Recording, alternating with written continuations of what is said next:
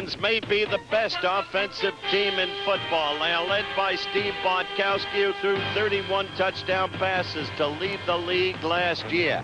And he loves to throw to a little speedster named Alfred Jenkins, as he did right there. But if you're going to stop the Falcons, there's the problem of stopping the ground game. William Andrews, out of Auburn, a blocking back in college, has become one of the great running backs in the National Football League.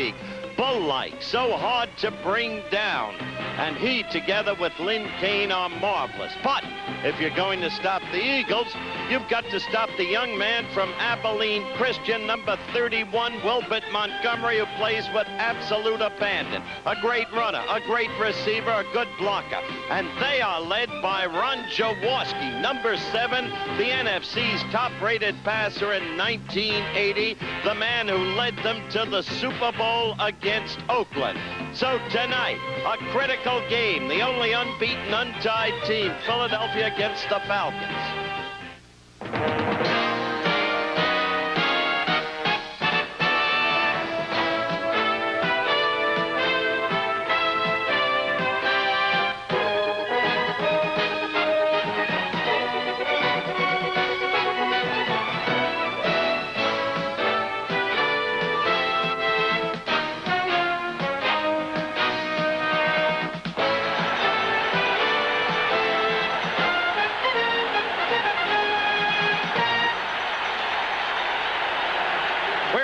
From a jam-packed Veterans Stadium in Philadelphia, ABC's NFL Monday Night Football, the NFC Western champion Atlanta Falcons against the NFC champion Philadelphia Eagles. This ABC Sports exclusive. There is bedlam here in Veterans Stadium. It is the city of brotherly love, but there is no brotherly love here tonight. We think we've got as good a matchup as you could get based on performance up till now. Look at the NFC East standings. The Eagles, unbeaten, untied, the only such team in the NFL. And in the West, Atlanta, a great team, but feeling the hot breath of the resurgent Rams. Hello again, everyone. It's good to have you with us tonight. And we have told you earlier about the offenses of both teams. Let's get to the fences. The Eagles, a brilliant front group that can sack the passer. A defensive secondary that compares favorably with that great Green Bay secondary of the early 60s. And the linebackers utterly superb, even with Berge out, even with John Bunting out tonight. And especially you must watch number 56, a superb athlete, Jerry Robinson. Now, what to look for in the Atlanta defenses, the Giffer will tell you. If we must, I'll watch. Jerry Robinson, he is a good one.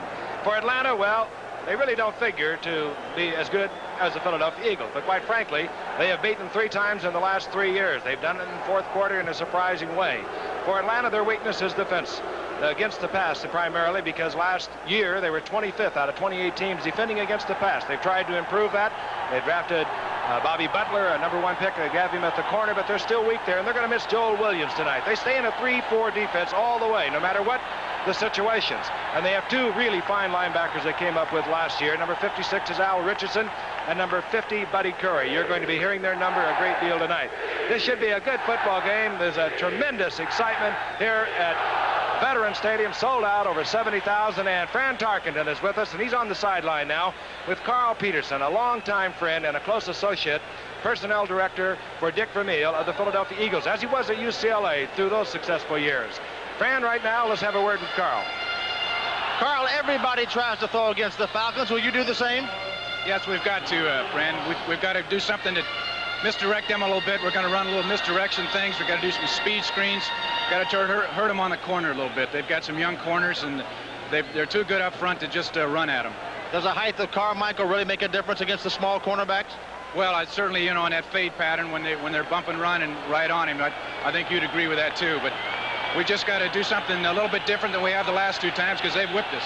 But defense is another thing. How do you defense an offense like them? Do you try to stop Jenkins? Well, we've got to stop him, that's for sure. But the two things we've got to stop is William Andrews. He's averaged about 5.6 yards the last 2 times we've played him. And the other thing we've got to do is put some real pressure on Bartkowski. We've got to get to him. One thing for sure, Carl and Giff, this one is for men only. Back to you, Giff. You hit it on the head. It is definitely that, and there is excitement being generated here at Veterans Stadium. A word about Carl Peterson. On this Philadelphia Eagles team that went to the Super Bowl last year, came so close, there are 17 free agents.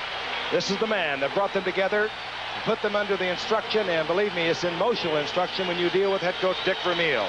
You got a quick look at Tony Franklin. He will boot deep for Philadelphia. He really gets a foot into it. There is Reggie, they call him Super Nat Smith. He is 5'4", 178-pounder. Came in last year as a free agent. Really is an exciting runner. We're underway. Undefeated Philadelphia against once beaten Atlanta. In the end zone, and Reggie Smith will stay there. Tony Franklin kicking better than he ever has in the 3 years that he's been up. And we will see the Atlanta offense. Howard has already touched on what Bartkowski did a year ago, and probably the key thing is, Howard, he has been healthy for the last 2 or 3 years. When he came up as an All-American in California, he was troubled with injuries. Yes, and he had a recent injury. He's playing with a flex jacket tonight, but these damaged ribs have gotten consistently better, and I can't wait for this game. From the 20-yard line, the Atlanta Falcons. 3-1 in the Western Division of the NFC. This is William Andrews, left side. Strong runner taken there by Frank LeMaster after a pickup of 3. It'll be 2nd down and 7, and you'll see the 3-4 alignment of Philadelphia, which will vary over the course of the evening. And starting defensively is Dennis Harrison, and he should be a plus for the Eagles, particularly against the run. He has been out with a knee injury, played a little bit last week in Philadelphia's win over Washington, and he is ready to go. They call him Bigfoot for obvious reasons. If you will check his shoe size, which is 15. 2nd down and 7. Junior Miller split wide. He's the tight end, but he can move out to the side, and there he is. And quickly, the defensive move up there fast was Randy Logan, number 41, the strong safety for Philadelphia. Gain of 3. A great tackler, part of the secondary I touched on that I said compares favorably with the great Green Bay secondary of the early 60s. But watch 51, Reggie Wilkes tonight. Marion Campbell waves in the defensive signals, but if you have to adjust, it'll be Wilkes who'll be doing the adjusting for the defense, with Bunting, who normally does it, out. Frank. Atlanta with the pass offense. The 3rd wide receiver in. They go with the draw, however, to Andrews. Andrews struggles.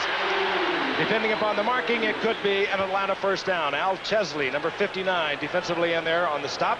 Al Chesley filling some very large shoes from Bill Berge on the injured reserve list, having suffered a knee problem again in training camp. There he is, Al Chesley, a 3rd-year man out of Pittsburgh. 1st and 10, the ball just over the 30-yard line for Atlanta. Atlanta, victims of the Cleveland Browns last Sunday. Philadelphia, as we mentioned, undefeated. Quickly, the pass is out to Alfred Jackson. Randy Logan up there again defensively. Jackson is up close to the 34-yard line for a gain of 4. It'll be 2nd down and 6. Alfred Jackson, 4-year man out of Texas, comes in pass situations and works with Wallace Francis with great speed, does number 89 Wallace Francis. And of course, Alfred Jenkins, the little one who is so effective, number 84. 2nd down and 6. Lynn Kane back into the lineup, number 21. And the ball goes to William Andrews. Andrews hurries out close to another 1st down up at the 40-yard line. And Atlanta working William Andrews to the left side. Lehman Bennett, who brought success and a 1st divisional title to the Atlanta Falcons only a year ago. And they are delighted with their team down in Atlanta, aren't they, friend? That they are, and that man there has done a wonderful job with them. A lot of coaches get a lot of accolades around the league. Lehman Bennett doesn't get many, but he's as good as any of them. Single setback once again. William Andrews, that means Alfred Jackson 85, Wallace Francis 89, Alfred Jenkins 84. Those are the 3 wide receivers that see a lot of duty for the Falcons. Bartkowski has the time, going deep. Jackson was down there working against Herman Edwards. Ball overthrown, good coverage. by Herman Edwards, who is making his 67th consecutive start after beginning as a free agent back in '77. Well, I thought the point you made, Frank, was a telling point. 17 free agents on this team. Yes, a tribute to Carl Peterson, who made some good points with Fran in the limited time allowed. But at the same time, all of them put together in a cohesive, synchronized way by one of the great coaches of our time, Dick Vermeer. They do work like a well-oiled machine. Second down and 10. Bartkowski has the time once again, complete to Kane. Kane short of the first down, up close to midfield, short by perhaps a yard and a half. It'll be third down as Al Chesley drifted back defensively with Frank LeMaster to make the stop. Living in Atlanta, Fran, you've had a special opportunity to see Bartkowski grow, mature, develop as a quarterback. Well, I have, and the greatest thing that's happened to him is that now he has a great team around him. I've never known a great quarterback who didn't have great people around him. He now has that, and he's operating as well as any quarterback in football. His third down, a little more than one for the first. Kane leading Andrews. Andrews, second effort, first down. Running left tonight, thus far, is Atlanta. It could be because they're fine offensive tackle on the right side. Warren Bryant is out of the lineup tonight with a pulled quad muscle of the leg. Eric Sanders, a rookie from the University of Nevada at Reno, number 67, is playing right tackle for Atlanta. He'll have his hands full working against Claude Humphrey in a passing situation and big Dennis Harrison in other situations. He will be initiated tonight. First and 10. Inside Philadelphia territory. Here comes the pressure on Bartkowski. Spins out of it. Very calmly fires downfield. It's complete to Alfred Jackson. Great pressure on Bartkowski. He got out of the grasp of the blitzing Jerry Robinson and was able to complete the pass for another Atlanta first down. This is the real development of Bartkowski. Some years ago, he might have panicked in this situation, but he's getting a big rush. He keeps his poise. He locates his receiver and delivers a strike to big play Jackson. And notice it was number 56, Jerry Robinson, who was in there on the blitz. The linebacker we talked about at the beginning of the telecast. You'll see him all over the field tonight. At the 33-yard line of the Eagles. First and 10. This is Kane, right side, trying to follow William Andrews. Atlanta working on the clock. They have used up almost 6 minutes since the opening kickoff. Charlie Johnson defensively there for Philadelphia, along with Dennis Harrison. Gift, the trend in the National Football League is to have one big back and you give it to him 30 times. Atlanta has two backs. Both of them block, both of them run, and both of them catch the ball. I don't think there's a better tandem in football than Kane and Andrews. 11th play of this drive. There was no gain by Kane. It's second down and 10. Wallace Francis split to the left. Bartkowski wants Francis. And good defensive play by Herman Edwards. Timed that out beautifully to meet Wallace Francis. It'll be third down and 10. And that is the wrong place to go against Philadelphia. Herman Edwards can play the cornerback position. He's got him man-on-man. Wallace Francis, an excellent receiver. Watch the position of Edwards. He'll come in and make a play on the ball. Ball was perfectly thrown. Made no difference. Edwards is there. Philadelphia changes. They go into a four-man front. That means Claude Humphrey, number 87, bottom of your screen. Defensive left end for the Eagles is in. 5 men in the secondary, third down and 10. Bartkowski has the time, finds the receiver, Alfred Jenkins. Jenkins holds on, first down inside the 20-yard line. Royale Young was there to make the stop.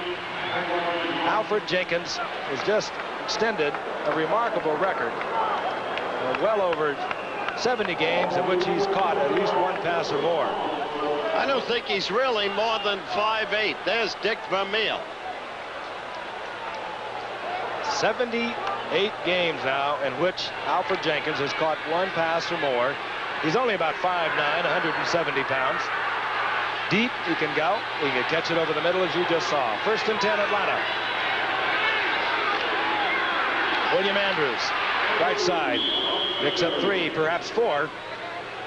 It'll be second down and 6.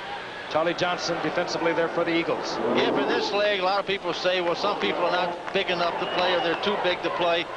if you can play like Alfred Jenkins, it doesn't matter what size you are. They don't talk about that. They just talk about the performance. Well, as Frank said, his program listing is 5'9", 170. But today, look how long they've had the ball on this drive. Today, Carl Peterson said, I think he's 5'8" and 166. Second down and 6. Both backs in the pattern. Still Bartkowski has the time. Intercepted. Al Chesley. Chesley lumbering down the sidelines. Here comes Bartkowski to take Chesley out of bounds at the 39-yard line. Bartkowski making the save. Chesley was right in the pattern. And Philadelphia, after having watched Atlanta use over 8 minutes, has the football. Well, here's Bart. He has plenty of time. I don't know really what he was trying to do. He threw it right into Chesley's hands. There's a receiver coming inside. He just overthrew the receiver.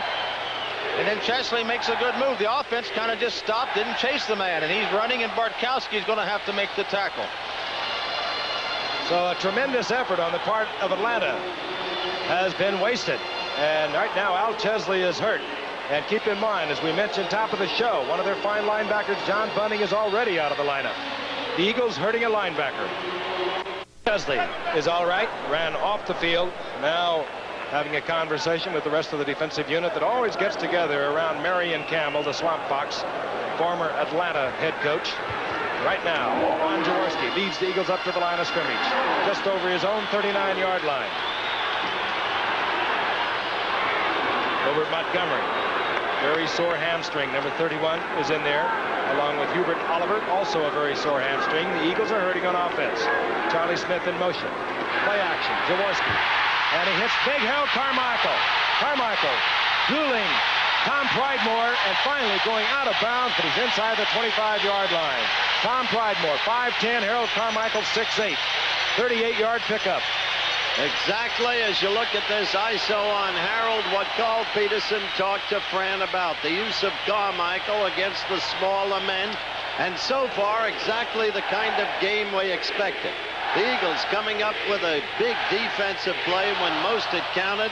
Atlanta controlling the ball for 14 plays, 7 minutes and 40 seconds, coming up empty. Louis Jamona is in, flanked out to the right. The single setback Wilbert Montgomery. 1st and 10, Philadelphia. 23-yard line of Atlanta. They picked up 38 big yards on that one completion. This is Montgomery. And Montgomery taken by number 79, Jeff Yates, the defensive left end, sliding out to make the stop for Atlanta. But not until Montgomery had picked up 3 yards. Montgomery, by the way, missed last week's game with the pulled hamstring, a game that the Eagles struggled to defeat the Washington Redskins in. Howard, your point of Carmichael against a smaller cornerback is true, but the only guy that could cover him that could be 6'8" would be Dr. J, and he played basketball for this town. But there are no 6'8" cornerbacks in football that can cover Carmichael. It'll be 2nd down and 7. The ball just inside the 20-yard line. Hubert Oliver, 34, back in there now with Montgomery at setback. Play action again. Jaworski deflected there, intended once again for Harold Carmichael, and Jaworski knew he had the big man. So it'll be 3rd down now and 7. Jaworski last week in a 36-13 win over Washington was 14 of 26, 150 yards. Not really a Jaworski day. There's no question they're going to throw the ball at Atlanta. The other teams that played Atlanta this season, 4 teams in all, have completed 64% of their passes against the Falcons. They're much tougher against the run than they are against the pass, but if they run, look for them to run left. That's where Atlanta has the injuries. We pointed that out, Fran. They had that problem a year ago. Weakness against the pass. It cost them in the NFC game, playoff game against Dallas. 3rd down and 7. Roll out by Jaworski. Looking deep. Charlie Smith is in the end zone. No, he did not come down, both feet in bounds. That is close, my friends. Very close. Charlie Smith, maybe underpublicized because he works with Harold Carmichael, but a big play man, however. Here's the end of it. He's got the ball. Yep, his right foot is on the line. Good call by the official. Here's the old reverse angle trick, and watch that right foot again. It's on that line, Howard. Yep. And we will see Tony Franklin with the 36-yard attempt. And Tony Franklin has been out of sight this year. Ron Jaworski will hold. We watched him as he hammers it through to put the Eagles on top. We watched him before the game, and he was kicking 55, 60-yard field goals just as easily as you might imagine. Philadelphia on top 3-0. We'll be back. We don't doubt that at all. Most of Dick Vermeil's teams are, and you go all the way back to his great 2 years at UCLA before he took over the head coaching job 6 years ago here at Philadelphia. He can fire up ball players.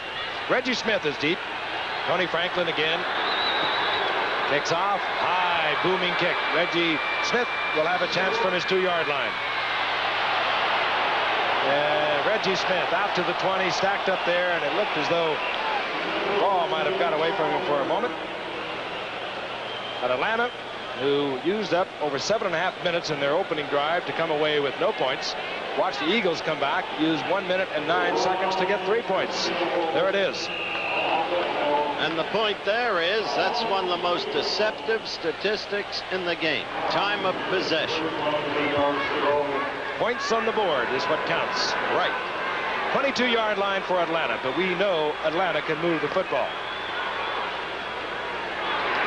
And this man can really move it. William Andrews. He had kept on his feet. He could have tacked on much more, but he gets the first down out close to the 35-yard line. Interesting point. They ran behind Eric Sanders, the rookie right tackle, who's replacing Bryant. Let's watch him over here. 67 is Sanders. And he hooked his man in, really, and Andrews still ran by him. It was a good block by Sanders. 1st and 10, Atlanta. Wallace Francis. Split to the left, top of your screen. Great speedster, number 89. 3-man rush, no pressure. And Jenkins was open, and a good defensive play. Roy Nell Young. He really did a nice shot. He's 10 yards off Jenkins at that point. But once he gets to about 20 yards, he tightens up on Jenkins and makes a wonderful play. Good key there for youngsters to play this game. You watched Roy Nell Young. He watched Jenkins all the way. He wasn't even watching Bartkowski. And when Jenkins made that cut, that's when he looked to Bartkowski. Bartkowski would have more success throwing a quicker route than going that far down the field on Young. Yes, indeed. He's got him off like early. 2nd down and 10. Draw play, Andrews. Andrews just carrying Eagles out over the 40-yard line for a gain of 6. It'll be 3rd and 4. He is some kind of strong. He is a bull, an absolute bull. He came into national prominence right here in Veterans Stadium on a Monday night. Nobody really knew his name. As at Auburn, as I said in the opening of the telecast, he was a blocking back. For Joe Cribbs and James Brooks, who were at Buffalo and San Diego respectively. They discovered the man was a tremendous runner and tremendous coming out in the backfield as a receiver. They are using him superbly. 3rd down and 4. Bartkowski up on top. Ball deflected and picked off. Reggie Wilkes, who's filling in for an injured John Bunting, comes up at the 2nd. Eagle turnover. And again, great field position inside Atlanta's 40-yard line. That ball was deflected, went right into the hands of Wilkes. And as you look at the end zone replay, this is the kind of team the Eagles are under Dick Vermeil. Every edge, every opportunism, they take advantage of. They're just tremendous in this area. You saw his left foot step out right there. Frank. Reggie Wilkes being congratulated. He was filling big shoes tonight, that of the veteran John Bunting. We'll be back. Those are the Eagle players' wives thanking Mr. Toes. We are not sure, but I think that they were given some other appropriate gifts a year ago by Mr. Toes, who loves his football team. He gets as fired up as the coach, Dick Vermeil. 1st down and 10. Philadelphia on top 3-0. They have the football, 38-yard line of the Atlanta Falcons. Montgomery and Hubert Oliver, setbacks for Philadelphia. This is Montgomery, screen in front of it. And Montgomery, 1st down close to the 25-yard line on a beautifully set screen. If there's any question to how healthy Mr. Montgomery is tonight, that answered it right there. He had a pulled hamstring, but did he take off? Carl Peterson told us they'd have quick screens. This is a kind of a running screen. Doesn't take as long as the delayed screen. He gets the ball out to Montgomery quickly. The lineman block on the run. He doesn't need much, and he turns it on. Gets hit by the senator from West Virginia, Tom Pridemore. Well, Baker and Sizemore out there throwing the blocks for Montgomery. 26-yard line of Atlanta. One turnover. Interception by Chesley led to 3 points for the Eagles. They're threatening again. This is Hubert Oliver, the rookie from Arizona, a 10th round pick. He's forced into service tonight. Leroy Harris, hurt early in the year with a broken arm. Perry Harrington, a broken fibula. So the Eagles are hurting. And Wilbert Montgomery, of course, we told you about a pulled hamstring. 2nd down and 8. Gain of 2 by Oliver. Who, by the way, is hurting himself. Watch Montgomery. He plays with absolute abandon. I don't know how long his career will last the way he plays, but while he plays, he is simply great.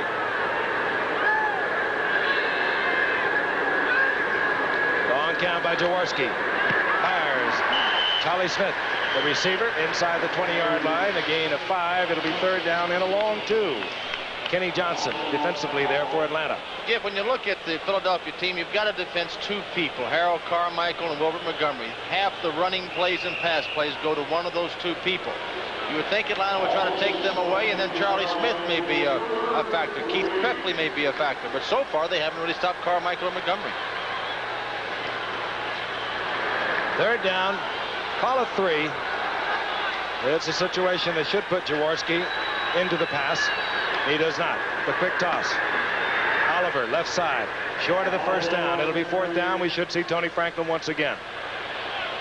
Don't quite understand calling Oliver's number on that. Well, sometimes you outsmart yourself, Howard. You think that they're going to try to take away your 2 big guys, and you go to the other people, but they really haven't taken away Montgomery or Carmichael. I would stay with them a while. So here comes Tony Franklin, 8 of 10 thus far in the season. 34-yard attempt. Last year, off season for Franklin, 16 of 31 as a rookie. He was sensational. 23 of 31 in 1979. On its way, couldn't be better. So the Eagles have to settle this time for 3 more. They lead 6-0. All their points off the foot of Tony Franklin. Tony Franklin has hit twice now. He kicks barefooted, of course. Anyone who follows this game knows this. Now watch the whip he gets into that leg. Snaps it. Just like a slingshot. And does he get the distance? 34-yarder for Tony Franklin. Set now to kick off. And the Supernet, Reggie Smith, awaits the kick, which is a short kick, and is taken by Scott Warner, the rookie from Georgia. And Warner out close to the 25-yard line, where Atlanta will have possession once again. Frank, it's my observation that based upon the calls made in the last Eagles series, they came up short again. Twice they've had a chance to get in there. They haven't. They've come away with 2 field goals. With Atlanta's offensive firepower, they can take the lead with 1 Bartkowski bomb.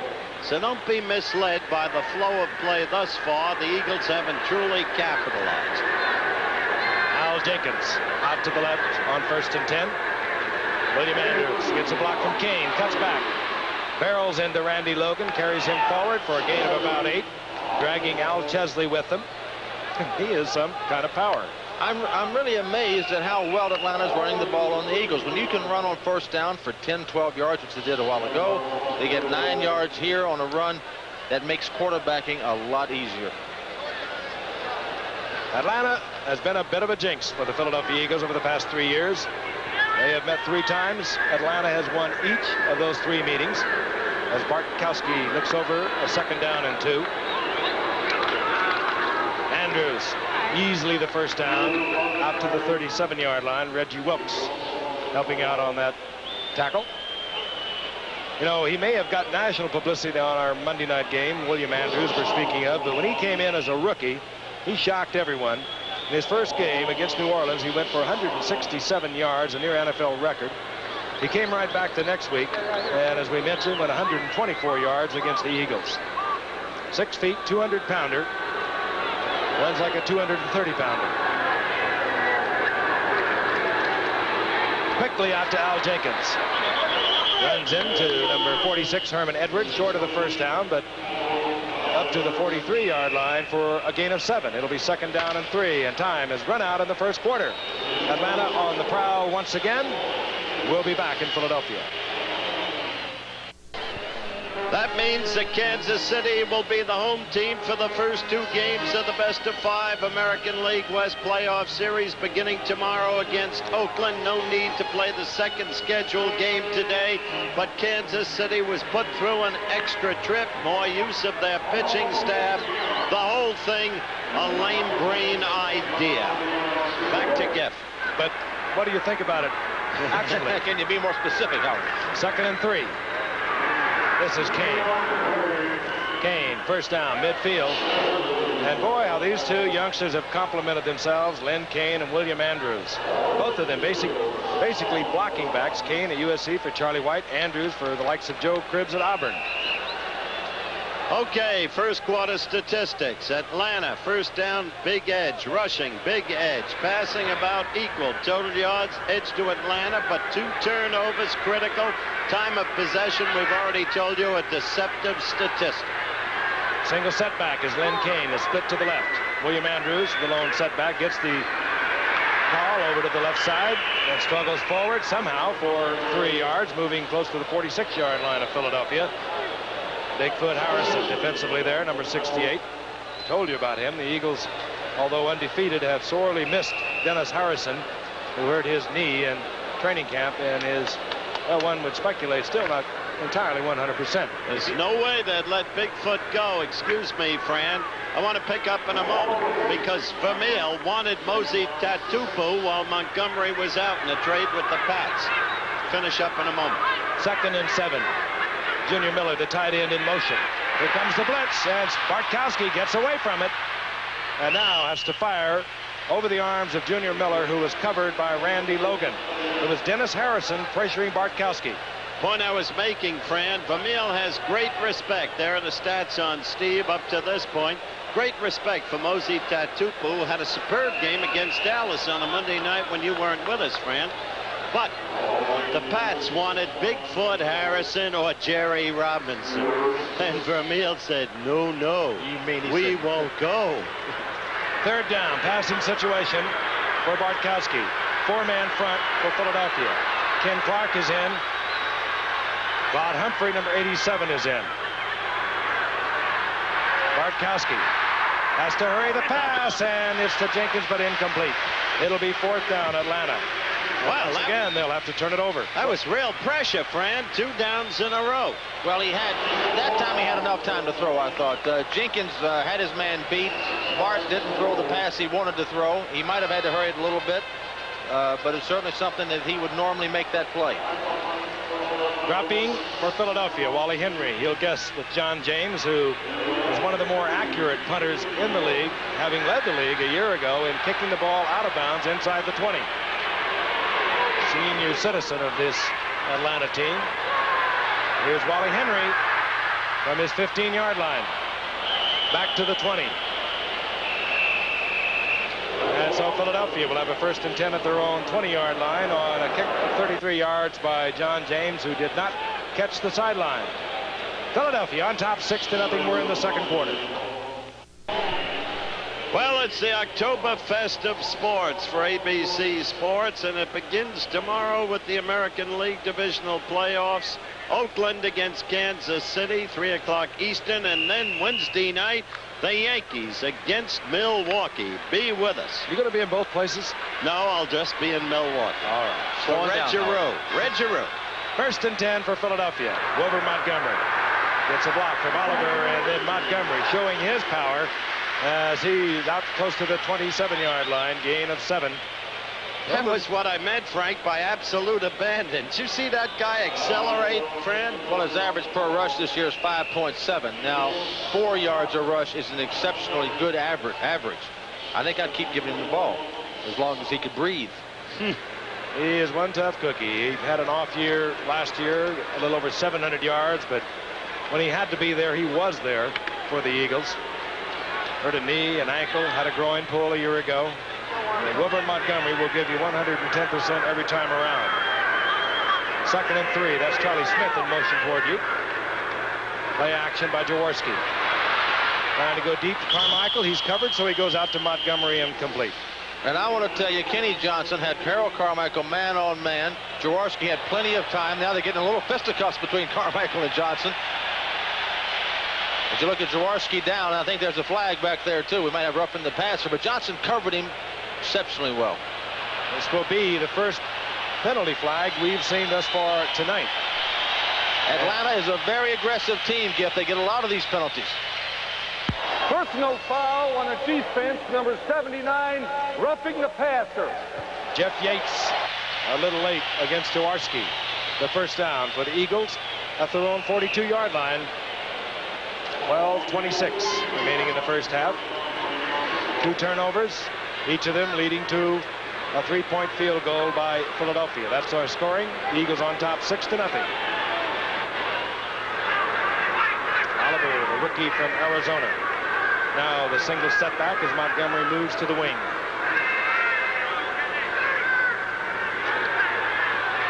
Jaworski screening to Krefley, the tight end. And Krefley upended with a superb tackle by Al Richardson, one of the fine young linebackers that joined this Atlanta team a year ago. They got him in the 8th round, and he has just been superb.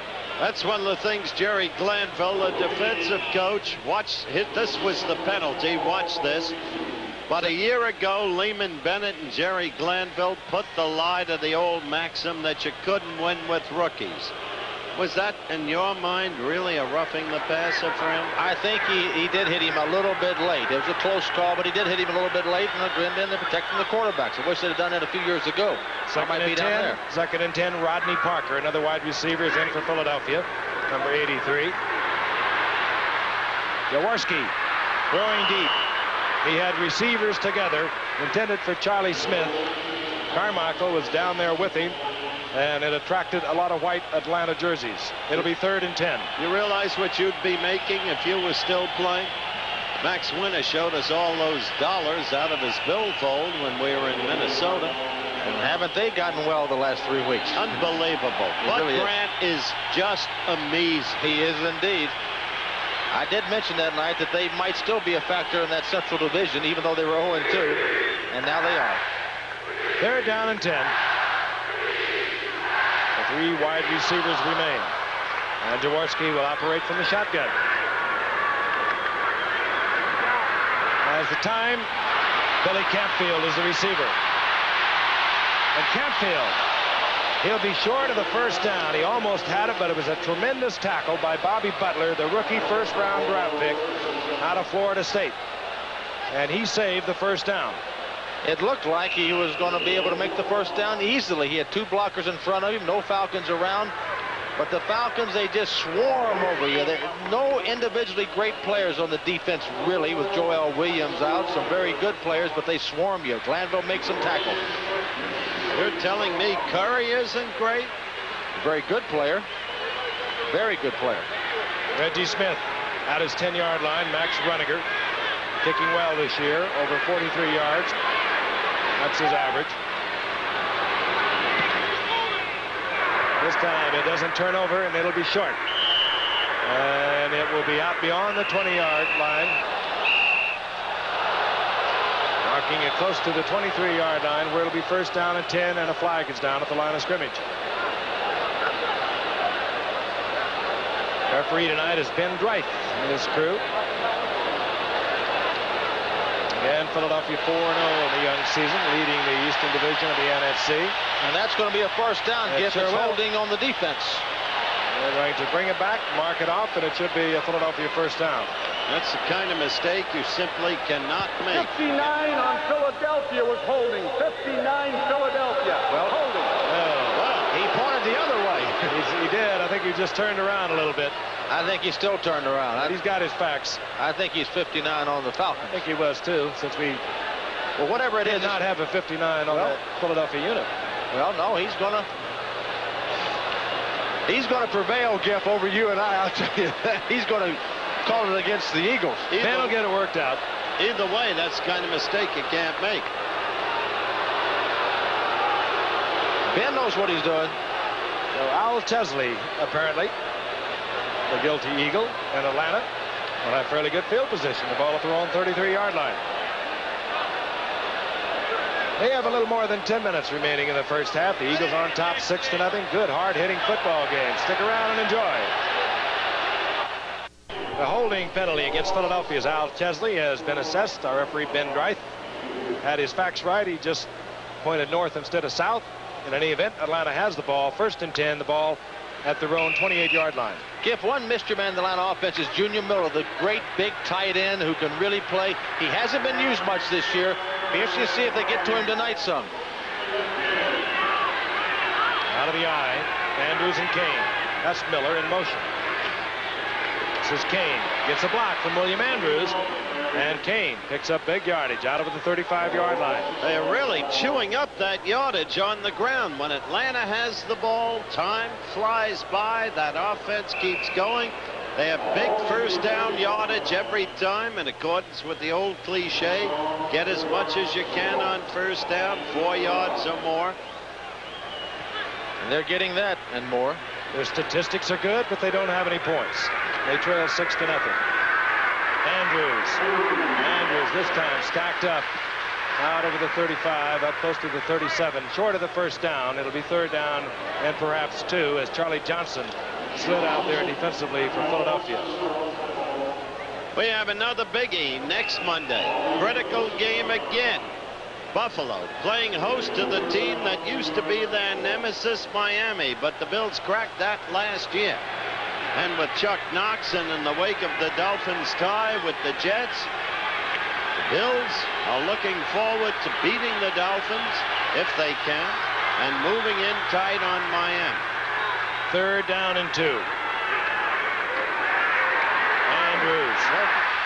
And it will depend on where they mark. It's very close to a first down as a tremendous surge by the Eagles front 4.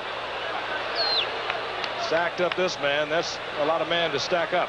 You know, you talked about the stats, how Atlanta's running the ball. The thing that you have to do to score points, you've got to make big plays. Big plays come from the passing game.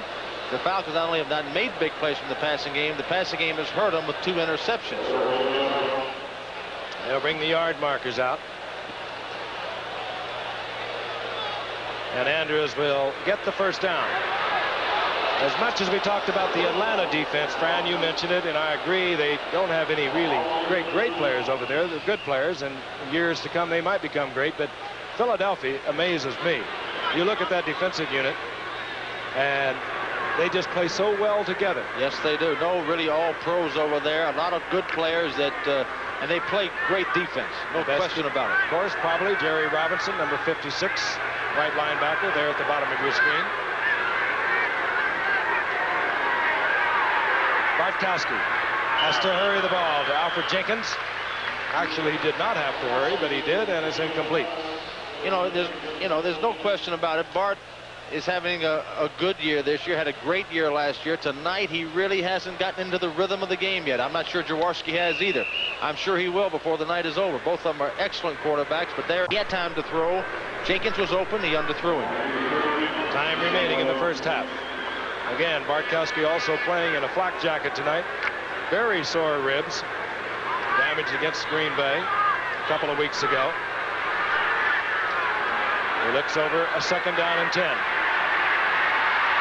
Screen, William Andrews. And Andrews taken on a good defensive play by Charlie Johnson, who moved all the way from nose tackle, sliding out to the right to make the stop. You will not see a better play than that. I can't believe it. Watch this from the end zone. Big Charlie Johnson, who must weigh about 270. Watch him on the nose. He's going to go out with the screen. He's going to get out and fight off a blocker right in front of Andrews. Watch him fight off the blocker and make the play. And Andrews, pretty nimble back and nifty back there. He still does it. Some play. 3rd down, 14. Jenkins left. Wallace Francis, Alfred Jackson, they're split to the right.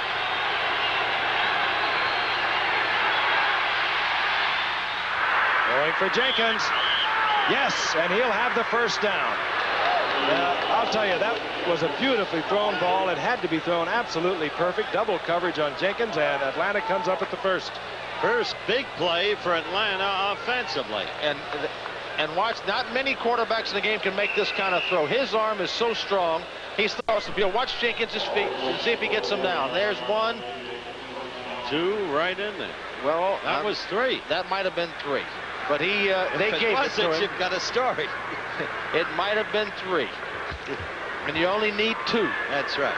Alfred Jenkins, 1973, he was cut by the Houston Oilers. Bartkowski again. This one taken out of bounds.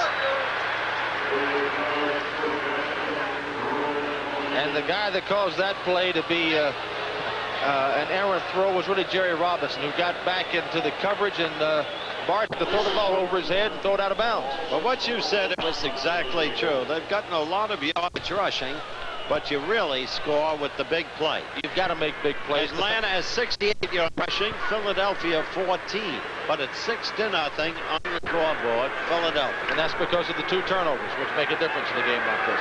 Second down and 10. Francis right, Jenkins left. Junior Miller in motion. Draw play, Kane. Kane runs into the master and Reggie Wilkes and gets to the 45-yard line. Gain of 4. It'll be 3rd down and 6. Lehman Bennett, who was an assistant coach with his rival tonight, Dick Vermeil, back in 1973 when they both worked under Chuck Knox out at the Rams. All right, they put Atlanta back in a pass situation. They've taken Kane out now. They've got 3 wide receivers, Andrews and Big Junior Miller. It's a lot of firepower to go with. Jackson goes left. Junior Miller lined up, bottom of your screen.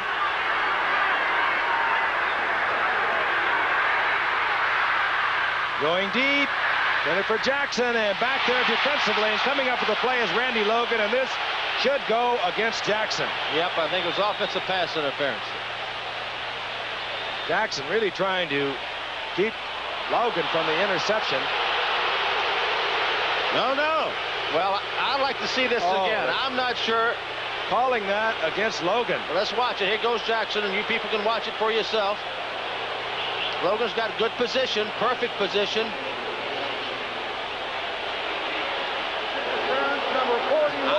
I really didn't see it either way.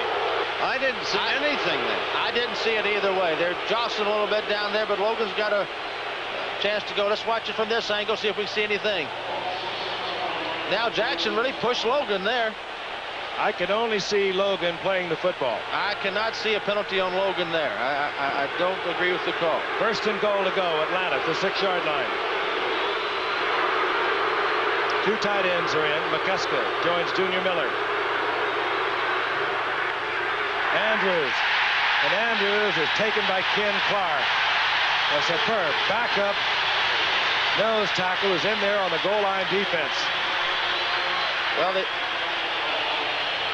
here we go from the end zone. There's Big Clark just runs over Van Note. It's a tough block by Van Note. He had to try to cut him off, and he makes the play back in the backfield and has put the Falcons in a in a must situation to throw. Did you look at Ken Clark? And in a situation working with the end zone where the Eagle defenders will be playing all receivers very tight. 2nd down, goal to go. Not much room down here. You got to look for the tight end Miller here. The back Andrews. They're the 2 best targets in this situation.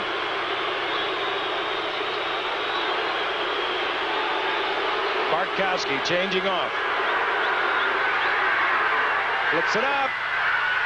And intended for Jackson, incomplete. Defensively, it was Herman Edwards and Randy Logan, both back there with Jackson. Lucky it wasn't intercepted. Once Jackson played with the ball, it fell errantly, but yet within reach. All right, watch this from the reverse angle. You'll see Jackson get the ball in his hand, but Herman Edwards made a tremendous play. Jackson's got him beat, but watch Edwards strip the ball from him right here. Just rips it out of his arms and almost intercepted by Logan. 10th play of this drive is 3rd down, goal to go. Atlanta started at their own 29. Watch Miller. Jackson in motion. Bartkowski is a man wide open.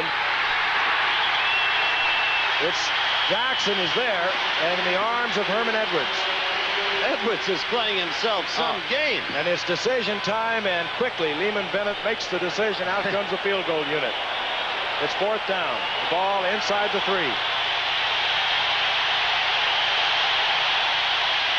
No hesitancy on the part of Lehman Bennett. Well, both teams have gotten down close, but it shows the quality of the two teams' defense. Against good offensive football teams, they've shut them down. The Falcons twice, and now the Eagles once. It'll be a 19-yard attempt by Mick Luckhurst, rookie from the University of California. Ball dribbles along the ground. Luckhurst hits the crossbar. It's no good. I don't believe it. That ball was a snap by center Eric Sanders. Dribbled along the ground. John James came up with it. He could not get it upright, and the ball hit the crossbar, and Philadelphia has the ball at their own 20-yard line. John James is the holder. Eric Sanders did not snap the ball well. It dribbled along the ground. James was able to get the ball, but he couldn't set the ball down properly. And Carl Hairston blocked that field goal attempt, but it really cannot blame Luckhurst because the rhythm of the kick was thrown off by the errant snap. Well, that's not even really the point, because here's the center. Watch this. Watch it dribble along on the ground. James got to act like a third baseman there. But watch big 78, Carl Hairston, block it. And it boils down to Atlanta. Still has their goose egg on the scoreboard. Philadelphia on top 6-0 with 2 Tony Franklin field goals.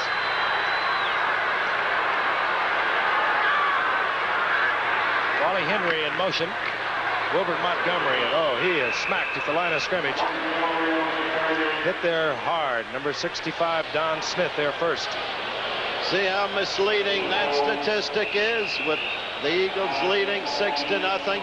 Now, I want you to know, for the first time on home television, for the first time, Saturday, October 17th, special time, Wide World, 2 to 3:30, the fight between Sugar Ray Leonard and Thomas Hearns. More in a moment. 2nd down and 10. Wally Henry again in motion. This time they give the ball to Henry. He's got it. He has open field. I think there was a clip, however. Yes, you're right. Yes, there was one. Henry had the first down out over the 30. The flag is down. Both teams have had opportunities. They're opportunistic teams, but neither team has capitalized tonight on the gifts they've had. And that, my friend, is the key point. Atlanta, on a questionable call, was inside the 10 of the opposition. They couldn't even score. Now, you remember the great fight. World Welterweight Championship at stake. Ray Leonard against Thomas Hearns. You'll be seeing it on home television for the first time. Saturday, October 17th, 2 o'clock Eastern Time. Special time, Wide World. Keith Krefli holding the ball back at the 10-yard line. There's Marion Campbell, head defensive coach of the Eagles. Used to be the head coach of the Atlanta Falcons. In fact, it was Lehman Bennett who replaced Marion Campbell. A lot of curves and bends on the highway in pro football. 2nd down, 20. Single setback. Oliver gets the draw call and gets out close to the 15-yard line. Lyman White defensively there for Atlanta, the rookie from LSU. The minute Campbell was fired, Vermeil hired. He wanted that man. A great defensive coach. No question about it. He's been a great defensive coach at the Vikings, back when I was there some years ago, out at the Rams, to the Falcons, and now here. Old Georgia Bulldog, he is. 3rd down, 15. Atlanta, as they customarily do, they stay in their 3-4. Hand off to Montgomery. And Montgomery taken out of bounds at the 24-yard line, far short of the first down. It was Bobby Butler who put the hit on Montgomery, and he has made some fine tackles tonight. He's made great progress since we saw him in the Hall of Fame game. Number 87, the great elder statesman, Claude Humphrey. In point of fact, one of the remarkable people in contemporary American sport. There was a reason why Studs Terkel elected to interview him and write about him in Studs' recent book. Reggie Smith is deep. Max Reniger will punt for Philadelphia. The reason Humphrey is here is because of Marion Campbell. He had retired at Atlanta. Reniger with no pressure just holds the ball. Gets off a beautiful kick. Reggie Smith is smashed at the 30-yard line by JoJo Heath. But Reniger did not have any pressure. He held the ball. It gave JoJo a chance to get deep downfield. Smith was lucky he held on, and Atlanta will have a 1st and 10 at the 31-yard line. Veterans Stadium in Philadelphia sold out, over 71,000. 4 minutes and 7 seconds remaining in the first half, and Philadelphia leading the Atlanta Falcons 6-0. Both of them leaders in their respective divisions. Steve Bartkowski looks over a 1st and 10 from his own 30-yard line. This is William Andrews. Andrews having a rough time off the left side, picks up 3 yards. It'll be 2nd down and 7. Giff, except for the first Atlanta drive, the one pass to Carmichael, neither offense has done much against the two defenses tonight. Usually when you have two teams like this that are so inspired defensively, that happens. They shut down the offenses. 2nd down and 7. Junior Miller, the tight end, split to the left. He has the speed and the ability to play outside. The two wide receivers are Jenkins and Francis, top of your screen. Bartkowski fires to Jenkins. And Jenkins in the arms of Roynell Young. Up close to a 1st down. Just a little short, perhaps a yard. Maybe a yard and a half. It'll be 3rd down. Alfred Jenkins with that incredible average every year. Coming into the night, he had averaged a little over 22 yards, had 5 touchdowns on 16 receptions. Well, it's a long 2 to go for this 1st down. James Mayberry is in there for Andrews. Mayberry, number 39. Play action by Bartkowski. And Bartkowski forced to throw it away. Junior Miller got a hand on it, but he was well covered, and Atlanta must punt. Well, he was trying to get to Kane down the field, and everybody was covered. Bart had nowhere to go. Give the Eagle defense great deal of credit for that. Great execution on defense. Defense have taken over this game right now. Apart from one Atlanta drive and one big Philadelphia play, a pass to Carmichael. That's been the offense tonight on both sides. Wally Henry, with respect for John James, lines up inside his own 20-yard line. James hangs it high, but it doesn't turn over. Fair catch called for and made at the 28-yard line. Philadelphia will have possession. Once again, they have 3:11 on the clock. A little scuffle breaks out of the field, but cooler heads prevail. We'll be back to Philadelphia in just a moment. Ron Jaworski, 5 of 8 on the night. The game has turned into a defensive battle. First few minutes were all completely offense. 1st and 10, Philadelphia, their own 28-yard line. Oliver, the rookie from Arizona, the sole setback. Jaworski, Charlie Smith. Smith struggling forward, close to a Philadelphia 1st down. Charlie Smith got his first touchdown of the year against Washington a week ago, and a big one it was. As at that point, when Smith put it on the scoreboard, Washington was still in the game. Pretty interesting, Giff. That was the 9th pass he's thrown in the first half. You're playing against a team that does not play the pass well, and you've only thrown 9 passes. That's pretty conservative football. But they haven't had it that often. Atlanta's run 39 plays to 17 for Philadelphia. Atlanta's had the ball for 18 minutes and 13 seconds to 8:36 for the Eagles. And they come up with a goose egg. That's correct. 2nd down, less than a yard. Oliver. The single setback. Montgomery being used with the wing. There's Oliver. 1st down easily. Up over the 40-yard line, Jeff Yates at the bottom of that Atlanta pile. And we're heading towards the 2-minute warning. Both teams with 3 timeouts. Their full complement. And there it is. Philadelphia remains on top 6-0. And we'll be back with more action after this message from the National Football League. U.S. Olympic hockey coach Herb Brooks has turned pro. Can he make his magic work for the New York Rangers? Also a special assignment on ABC News, World News Tonight. A nursing shortage threatens your health care, causing a nationwide crisis. What are hospitals doing to attract qualified people to the profession? That a special assignment on ABC News, World News Tonight. So tomorrow, check us out. We're doing all right. 1st and 10, Philadelphia.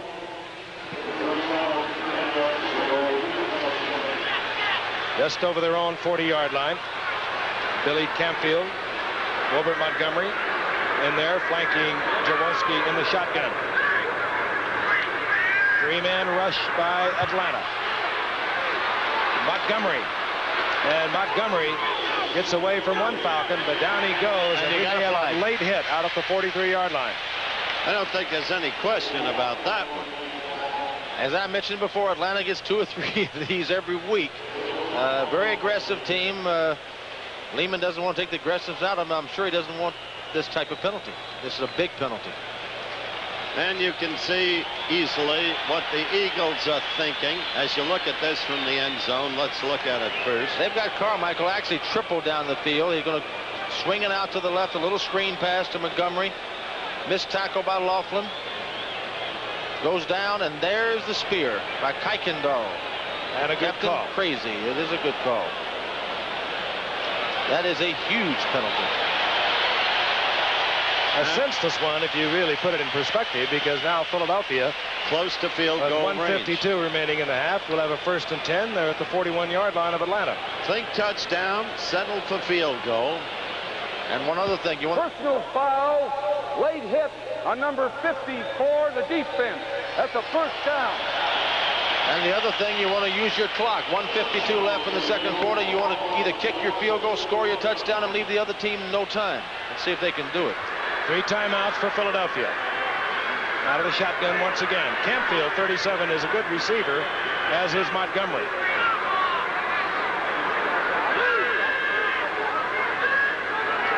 Low snap. Jaworski one-hops it. Fires, and it's complete to Charlie Smith. Steps out of bounds, stopping the clock with 1:46. And up close to a 1st down. Good offensive football. They're really now taking away Carmichael. They didn't early in the game. They're taking him away with double and triple coverage, which means that Charlie Smith, Rodney Parker, Wilbert Montgomery are getting man-on-man coverage. That's difficult. Each Charlie team Smith, with 3 timeouts. Stopping the clock by getting out of bounds. Good call by Jaworski. Of course, the call is being flashed into him from the sideline from Dick Vermeil and his staff.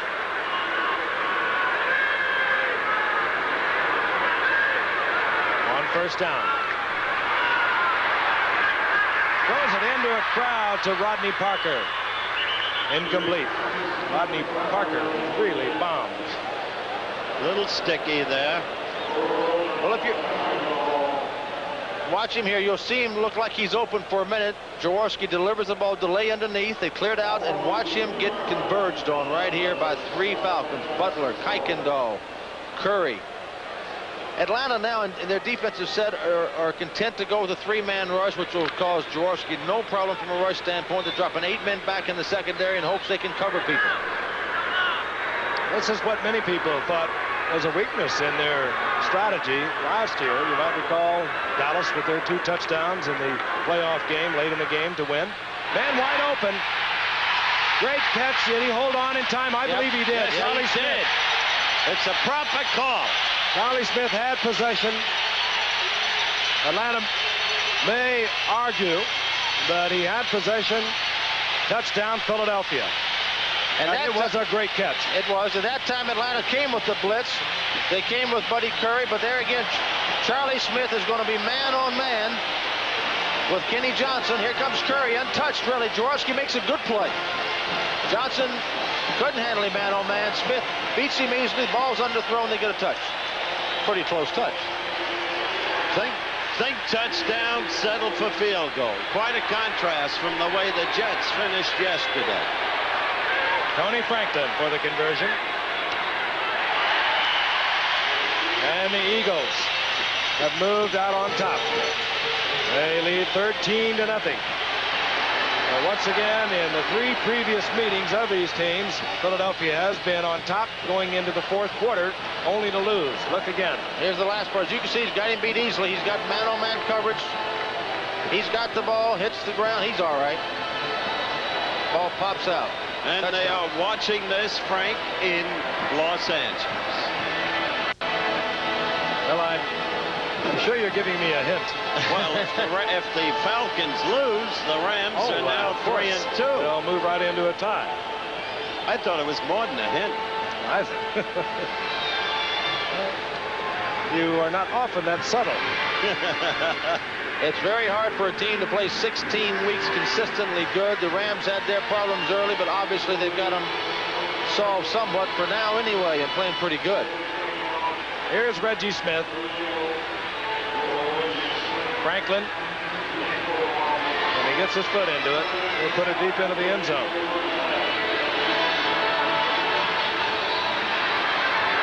It's high, and Reggie Smith will take it at the 3. And the super nap gets in trouble at the 20, tries to get out, and they'll mark it up close to the 20-yard line. Ray Phillips down there first for Philadelphia. All right, that tells a lot. 2 quick turnovers. 2 scores, field goals, punt, missed field goal, hit the upright, and then a punt. There's Franklin once again. You might suspect that might be a little painful late in the year playing up in Buffalo or Minnesota. Or how about right here in Philadelphia? It's cold enough here. He says it doesn't matter. He has a little callus on the top there. Yeah, he needs to have one. 1st and 10. Atlanta has 3 timeouts. We'll have an idea, get a chance to figure out what they intend to do, and they're going to go for points. Al Jenkins. Incomplete. Now this is a place where Bart's got to be very careful, because he throws the interception down here right now. He gets his team a little bit out of range against an Eagle team. And Tony Franklin has great range. He can kick it from 50, 55 yards. There he is. Coming back this year from an offseason a year ago. 3rd round pick in '79 out of Texas A&M, where he really hung up some standards to be followed. 2nd and 10. Out of the shotgun. Screen. Andrews. Andrews strong running. Out over the 35. First down at the 37-yard line. Giff, would you call him a north-south runner? I mean, he didn't know how it is to go sideways. He goes right up the field. Atlanta uses one of their timeouts as we'll watch Andrews once again. Bart said, I'm getting a little pressure. I'm going to throw a little screen out here to Andrews. William, you take it and do your thing. There's old Van Note getting a block. And that's all. Scott gets a block. And Andrews runs over a couple of people. He's fun to watch. He is that. William Andrews. He said hello to old Bernard Wilson there from Vanderbilt University. Bartkowski sliding over and visiting there with Lehman Bennett. They're, of course, in communication with their assistant coaches up in the press box. They'll have 2 timeouts remaining. Tell you about college football coming your way this Saturday. It's a techno-localistic game time in your area. College football here on ABC. Where is Wisconsin Stout? Right outside of Platteville. 1st and 10 Atlanta. Their own 38-yard line. They have 2 timeouts. They trail 13-0. Bartkowski under pressure. Fires to Jackson, is complete. Up near midfield for another Atlanta first down, and now they'll hurry into their 2-minute offense. That was a great throw by Bart. He had a guy right in his face coming right at him. He still got the ball out there. This team is explosive. They can score quick, but they're going to get some pretty good defense. They got the first down. Now Bartkowski will kill the clock with the incompletion. Again, Jackson, intended receiver, covered well by Roynell Young and Herman Edwards. 41 seconds remaining in the half. And what a lift it would give the Falcons to be able to go into the locker room with some points on the scoreboard. It would indeed. They've been struggling offensively the entire night. Nothing to show for it. Falcons beat New Orleans in their opener. They beat Green Bay. They beat San Francisco. Stumbled last week against Cleveland, 28-17. Eagles open against the Giants, took them 24-10. Then they beat New England. Then they beat Buffalo. And they didn't play well, but they beat Washington last week. Second down and 10. Andrews, single setback for Atlanta.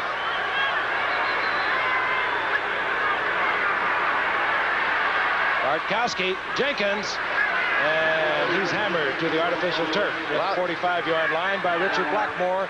And again, Atlanta with the hurry-up offense. And Richard Blackmore was all over him. And now Atlanta will use another timeout with 30 seconds remaining in the half. And once again, Bartkowski will move over to the sideline to visit with Lehman Bennett. We could not live. The world will miss people like Jack Dolph. I love to Jeannie, the family. Third down and 5. Atlanta with 30 seconds on the clock. They have one timeout remaining.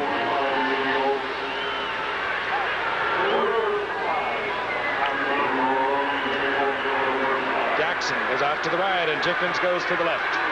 Shotgun once again for Atlanta.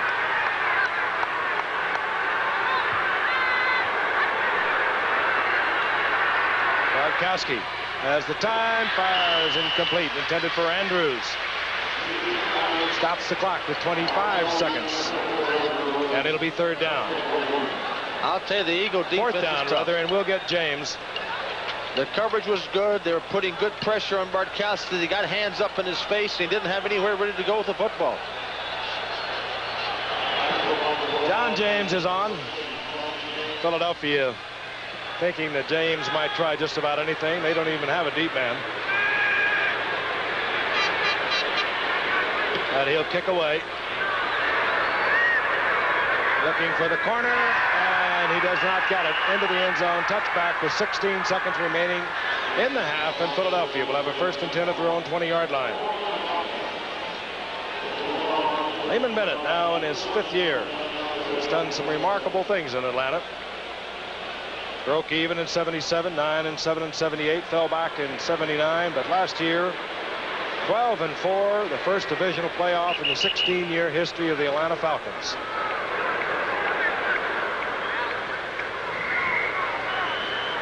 And they've got to go back into their dressing room and regroup. They got themselves in a real tough position here against a very tough Eagle team. But keep in mind, the Eagles, the last 3 times Atlanta's beat them, has led going into the 4th quarter. Atlanta's come out on the winning side all 3 times. Eagles in their lineup and protected offense. I was always good at that play. Final seconds will tick off, and the Eagles will go in. Listen to Dick Vermeil remind them about those 3 games that they had lost to Atlanta in the 4th quarter. And Lehman Bennett will try and get something happening with his troops. We'll be back in Philadelphia with our halftime activities after this word from our local stations.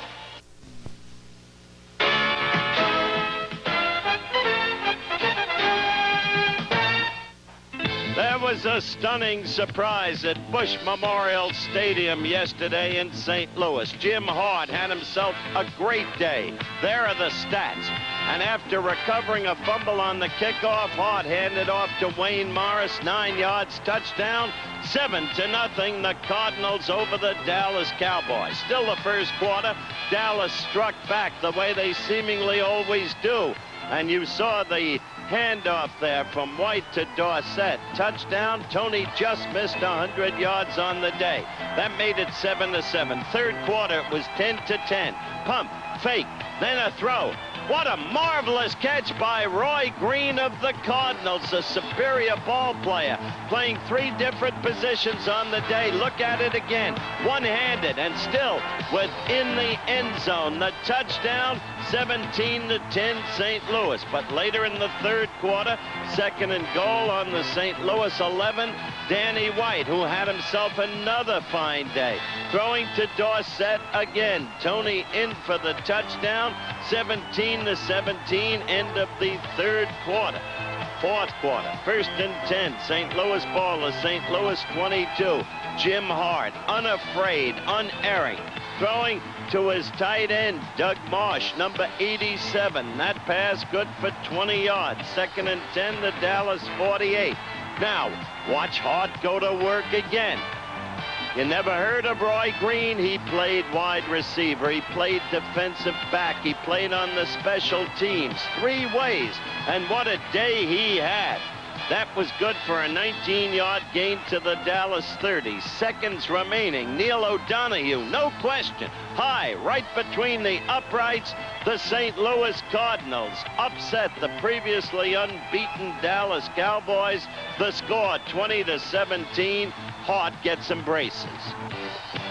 The Jets, a nemesis team for the Miami Dolphins, going against the then unbeaten and untied Dolphins. Richard Todd in the early going, red hot, throwing to Jerome Barkham, the tight end. Touchdown, 7-0 the Jets. But Miami struck right back. David Woodley, the second-year man from Louisiana State, split T option. Look at him go all the way down to the Jets' 3-yard line. That set up an Andra Franklin 2-yard touchdown run, 7-7. Still the first quarter. Richard Todd throwing to the speedster Wesley Walker from California, coming back to his all-pro form. That was good for 46 yards. After that, Todd threw to Walker for a touchdown. But Don Strock in for the injured Woodley. Threw this one to a man who had a simply superb day, Nat Moore, number 89. And with 3rd and goal to go on the 6th, Don Strock threw again. And this tied it up at 14 because Nat Moore, look at his stats on the day. He set a Dolphins single game record. Richard Todd trailing 21-14, fourth quarter. Throwing right there, tipped by Blackwood, tipped by Taylor, but Wesley Walker had it. A miraculous touchdown, 21-all. After that, Miami had the ball. 2nd and 8 on the Jets' 23. And here goes Don Strock again. The young man, now a veteran from Virginia Tech. Once again, the irrepressible Nat Moore. 28-21 Miami. Jets ball. And Richard Todd. What a day he had. Throwing that pass. Didn't look like it could be caught. Bobby Jones, surrounded by 2 defenders, took it, went in, 28-28. And that set up an overtime game. And that would create some controversy because in the overtime, the Jets dominated, but elected to run the football with less than a minute remaining twice.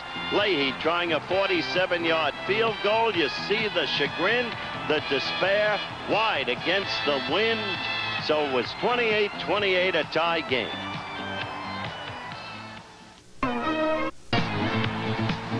A terrible year. A terrible year thus far for the defending Super Bowl champion Oakland Raiders. The game against Denver and evidence of it. Plunkett on the first possession, back to pass deep in his own territory. Sacked by Rulon Jones, number 75, one of 3 sacks on the day. In the second quarter, Denver ready to strike. 3rd and 2 on the Oakland 4. Morton handing off to Preston. Look at Dave keep his balance. He had a good day. 7-0 Denver. That's what it was at halftime. In the third quarter, 4th and 5 at the 50. Denver's first possession. Prestridge punting. Matthews back to take the punt, but no, right through his arms. Denver picked off the fumble. That set up a Freddie Steinfort field goal. 10-0 Denver. And then, finally, this 20-yard dash. Morton to Rick Parros in the handoff. It was 17-0 Denver. Dan Reeves pulling a miracle for the Bronx. And Oakland shut out back-to-back. Baltimore was at Buffalo, another capacity crowd at Rich Stadium. And Joey Cribbs had himself a 159-yard day on the Bills' first possession of the game. Look at Joey running right. Superb blocking. He gained 28 yards on this play. That set up, finally, a 3rd and 4 in the Colts 16. Joe Ferguson, the steady-going quarterback, very much underrated. Looking for Jerry Butler, the Tiger from Clemson, back in the lineup. Touchdown, 7-0 Buffalo. It was 14-3 at halftime. Then, in the 3rd quarter, Joey Cribbs again. This dash for 35 yards to the Colts 18-yard line. That set up a Nick Mickemeyer field goal, 17-3 Buffalo. It became 23-10. Then, with less than a minute remaining, Bert Jones, still a great quarterback, hitting Ray Butler, touchdown, 23-17. Buffalo is back with Butler and Shane Nelson back. And remember, next Monday night, another critical game. The Dolphins go into Buffalo. No longer a nemesis for the Bills. They beat them last year. We'll be with you then. Be with us. And so that's the way it was earlier tonight at the Waldorf. And halftime stats, I should have said Sheila Young, commentator for ABC at Lake Placid. Forgive me. She, of course, won her gold 4 years prior to that. The halftime stats, Atlanta leading in first downs, don't be misled. In yards rushing, don't be misled. Yards passing about even. Total yards, all Atlanta. But the turnovers, the two utterly critical. Time of possession, not very important. The only touchdown of the night, with the Eagles leading 13-0, was this throw by Jaworski. The Eagles playing aggressive ball as the end of the half neared. The throw to Charlie Smith, underthrown, but Charlie held it long enough. Touchdown. And that's the way it was properly ruled. There is Ron Jaworski, and we are about ready for the start of the second half. Sir Francis Tarkenton is looking at his 3 deeps, getting ready to impart the depth of his knowledgeability to you, while the Giffer, as always, is ready with the play-by-play. And I don't think anyone on the Eagles ball club is misled at all. They know Atlanta can strike quickly. Wally Henry, deep for Philadelphia. Set to kick off is Mick Luckhurst. Eagles will have first possession. Left-footed kicker, Luckhurst. Low along the ground. This is Louis Giamona. And Giamona, who had a big game last week for Wilbert Montgomery, out to the 33-yard line. You mentioned the big game for Wilbert Montgomery. If ever a coach was put to the test, it was Vermeil. When he was without Montgomery, Harrington out for the year, his team held together. They won 2 games that they had to win, and that's why they're the only unbeaten, untied team in the league. And tonight, their defense has been utterly staunch. First and 10, Philadelphia, their own 33-yard line as we begin the second half. The Eagles looking for their first ever 5 consecutive wins at the start of a season. They've never done that. Charlie Smith in motion. Jaworski with the screen to Smith. And Smith out over the 35 to the 37-yard line. He really had a big play going, but Al Richardson showed unbelievable speed coming from the inside. There you see Richardson, and made him an amazing play to hold it to about a 3-yard gain. There he is. They got him in the 8th round. Buddy Curry came in the 2nd round, the 2 fine young linebackers that came a year ago to Atlanta. But Al Richardson really surprised everyone. Well, they got him, yeah, because nobody thought his knees would hold up in pro football. He had bad knees in college. It prevented him from playing a lot in college, but he's held up fine. Led the team with 7 interceptions a year ago. Al Richardson with 2nd down and 7. Big draw by Jaworski, and has to throw it away. Charlie Smith was open, but Jim Laughlin pressuring Jaworski. He had to dump it off. And that's the guy replacing Joel Williams tonight, and that's really the first pressure Atlanta's had on Jaworski for the entire evening. 3rd down and 7 now for Jaworski, who came into tonight passing a little over 56%, had 4 touchdowns. Looks over to the sidelines, picks up the play that's flashed in. And his offensive huddle now, 3 wide receivers, Charlie Smith, Rodney Parker, and Harold Carmichael. And here is the pressure put on Jaworski by Laughlin. Laughlin filling in for Joel Williams, who is sorely missed by Atlanta, another outstanding 2nd-year linebacker. Out of the shotgun. Campfield short of the first down at the 40-yard line. Bob Glazebrook up there initially for Atlanta. The dump-off pass, as that was, will rarely get you the first down on third down when you need substantial yards. Well, they came in thinking they could throw the dump-off passes to Atlanta, with the one exception of a pass to Montgomery. It really hasn't worked well. Atlanta's linebackers are very quick. They can cover that type of pass, and they've done it very well tonight. It's going to be an interesting second half, Howard. I think we're going to see a lot of action. Both teams, quality teams. Atlanta a little embarrassed the first half, and the Eagles really are for real. Reggie Smith has dropped for Atlanta at his own 15-yard line. Max Bruniger, the punter for Philadelphia, is on.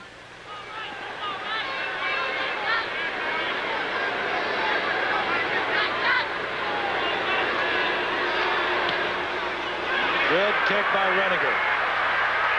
Smith all the way back to his 10-yard line, trying to get behind the picket line.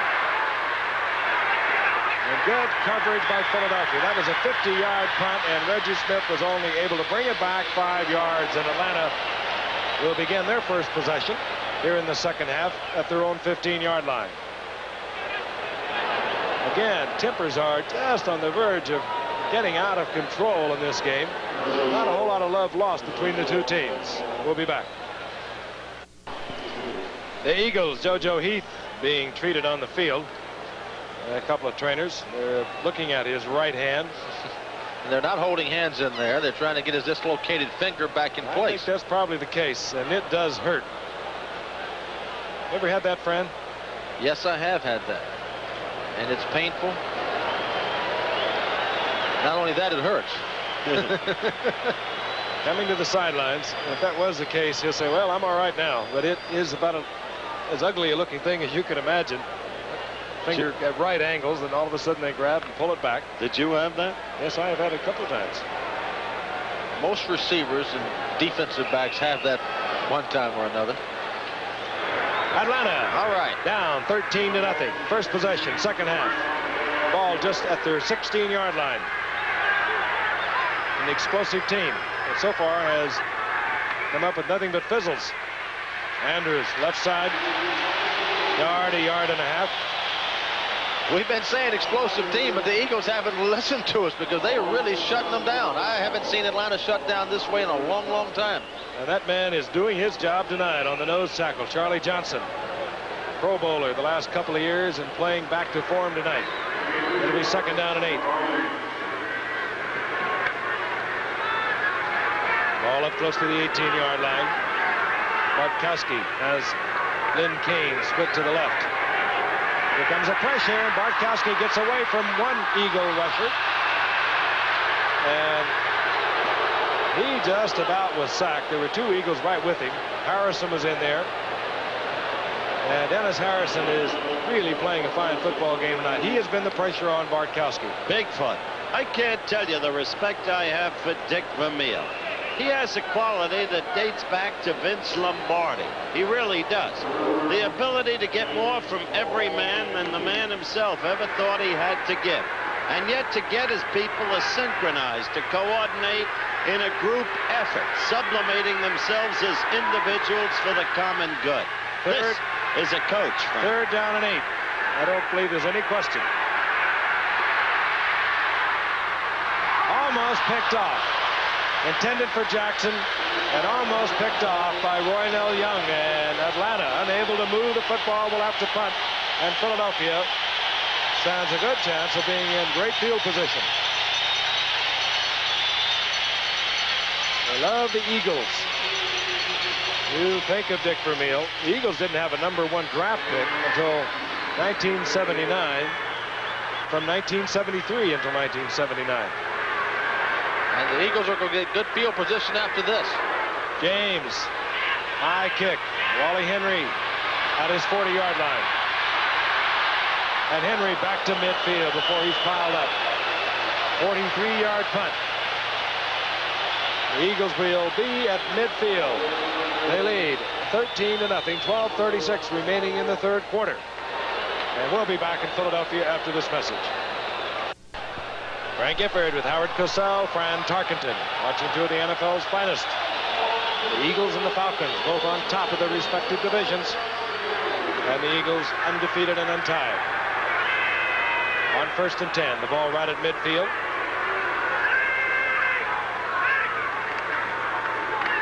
This is Oliver, and the rookie from Arizona. It's a 4-yard pickup down close to the 46-yard line. It'll be 2nd down and 6. William Andrews, not happy at the moment himself, having a very good night, but they just can't break through that Eagles defense when it counts. Ron Jaworski and Charlie Smith have provided the only touchdown thus far of the night. A 30-yard shot by Jaworski with a spectacular catch by Charlie Smith. And here is Wilbur Montgomery. And Montgomery driven out of bounds, short of the first down. Down around the 42-yard line. Fulton Kuykendall out there defensively for Atlanta. From the Eagles standpoint, when you get field position like this from your defense, the 50-yard line, a kicker like Frank on the bench, you've got to feel like you must have 3 points at the minimum, hopefully 7 points. It'll be 3rd down and 3, and Billy Campfield comes in. Usually that indicates pass for Philadelphia. He is the good receiver that works out of the backfield. The 3rd wide receiver, number 83, Rodney Parker, is also in. Carmichael is loosened up, as you can see at the bottom of your screen. And really no setback, Giff. Everybody's up on the line.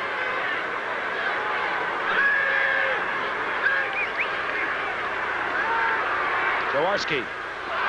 Good defensive effort there, Buddy Curry. The intended receiver, Campfield, and now Philadelphia must punt. Or perhaps, we'll wait to see, but we do see Runninger coming out.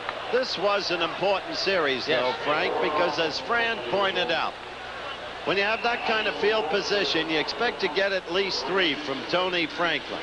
And Atlanta held them, and the Eagles didn't get it. The Eagles have had a chance to put them away, and they haven't. You let a team hang too long, and they'll come back on you. Runninger looking for the sideline.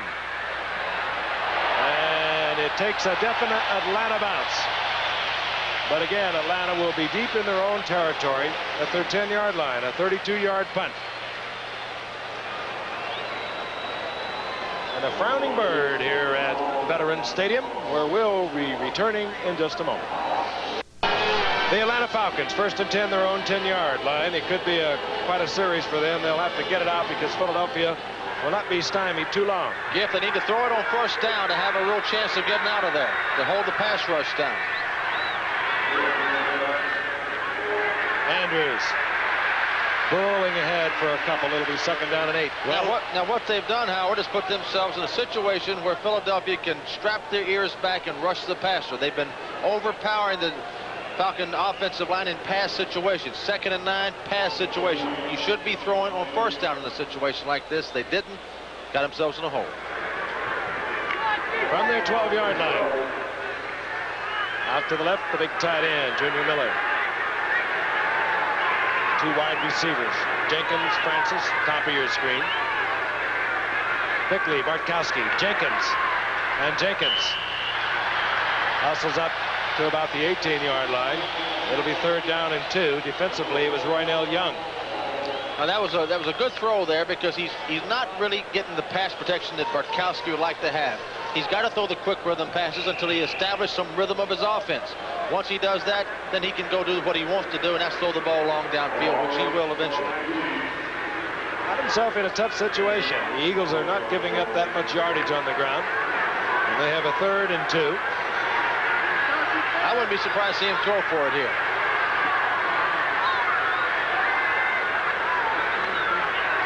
This is Andrews. Picks up the 1st down easily. Taken there by LeMaster, and then Bernard Wilson, number 22, made sure. Well, he fumbled, Giff, and an alert Falcon. Let's see who it is. R.C. Thielman dropped on the ball. The fumble. Watch Andrews take the pitch, kind of hesitate right here, sees a little crack, and watch him take off. A lot of Eagles around him. Bernard Wilson shakes the ball loose. He really did. R.C. Thielman very alertly falls on it. That would have been disastrous for the Falcons if the Eagles had gotten it. And there was a near face mask there. Out to the 27-yard line. Bartkowski underthrows, intended for Jenkins, who was well covered. It'll be 2nd down and 10, and we're going to pause 5 seconds and allow our stations to identify themselves. This is Channel 7 KABC TV, Los Angeles.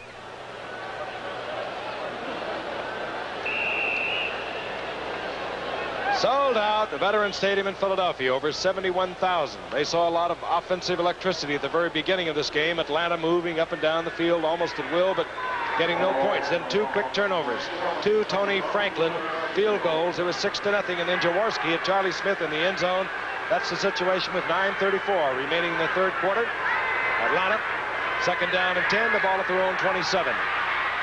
Bartkowski, Junior Miller gets the deflection. And he has another Falcon 1st down out of the 44-yard line. And Al Chesley had a great chance at an interception, but it trickled off his fingertips into the arms of Junior Miller, his first reception of the night. He really did. You'll watch here as Bartkowski gets a little better protection, but you're still getting penetration by the defensive line. Watch Chesley here tip the ball, has a chance to intercept. Junior Miller gets the rebound. 1st down. Rather be lucky than good. Last time they threw on 1st down, that was a good selection. Bartkowski organizing the troops. Jenkins was out to the right. Bartkowski wanted him left. 1st and 10. Lynn Kane following Andrews. Running right into LeMaster. Out over the 45-yard line for a gain of a couple. It'll be 2nd down and 8. There's a lot of time left in this game, but one must still question those signal calls. Fran is exactly right. They should be throwing on 1st down. Well, the reason for throwing on 1st down is to try to hold down the pass rush. 1st down, defense looks at it as a run down. They don't rush the passer nearly as well as they do on 2nd and 3rd down. Here, I would think Bartkowski would throw the ball, probably throw a very quick rhythm pass. Doesn't want that Eagle rush to get up in his face. Ball at Atlanta's 47-yard line. Junior Miller split out to the right. The big versatile tight end. You can do so much with him. Complete. Lynn Kane over the middle, short of the 1st down at the 47-yard line of Philadelphia. But a good call, well executed. Didn't give him a chance to rush him. Got to a 3rd and 1, 3rd and 2 situation. We'll call it 3rd and 2, perhaps a little less. In a similar situation a few moments ago. They gave the ball to Andrews, sweeping left. He picked up the 1st down. Two theories here, Giff. One, if you run the ball on 3rd down, you come just inches short, you might go on 4th down. They've lined up very tight now.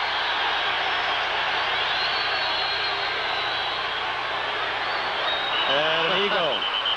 It's Claude Humphrey offside. He's not even complaining he was drawn off. And that should give the Atlanta Falcons a 1st down with ease. Took a little bit of pressure off of Lehman Bennett's 3rd or 4th down call. Surprising to see a veteran like Humphrey do that in that situation, especially. Defense encroachment made contact. That's a 1st down. Now in this situation, Howard, I think it's okay to run the ball. Now you're down in their territory. You've had some passes on 1st down. Not bad to let Kane or Andrews run the ball now. You've got the ball in your part of the field where you want it. Inside the 47-yard line of the Eagles, 1st and 10, 7:21 remaining in the 3rd quarter. That's Junior Miller in motion. Draw play, Kane. And Kane goes down. Charlie Johnson there first, but he gets inside the 40. Down close to the 38-yard line for a pickup of 3. It'll be 2nd down and 7. This drive is reminiscent of their opening drive at the start of the game. And then they had the interception, and that knocked them completely off their rhythm for the rest of the 1st half and half of the 3rd quarter. Eagles changing up now in their secondary.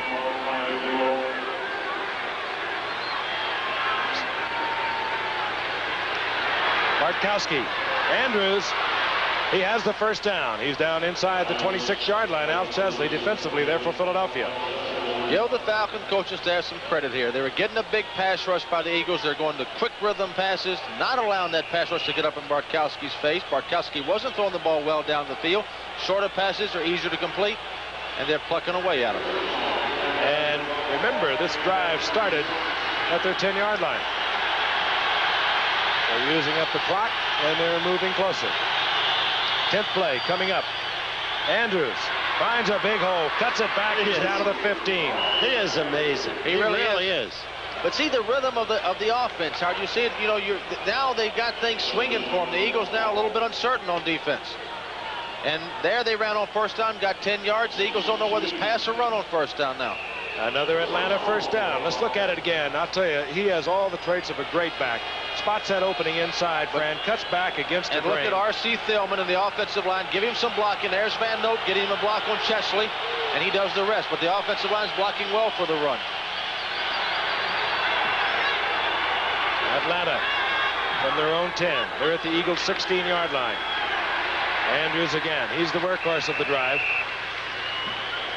Gain of 2, perhaps 3. We'll call it second down and 7. Keep in mind, this is a great Eagle defensive team, and they're going to toughen up down here and say it's not going to be so easy, Atlanta. Atlanta earlier in the game had a first down and goal to go, and they could not get on the scoreboard.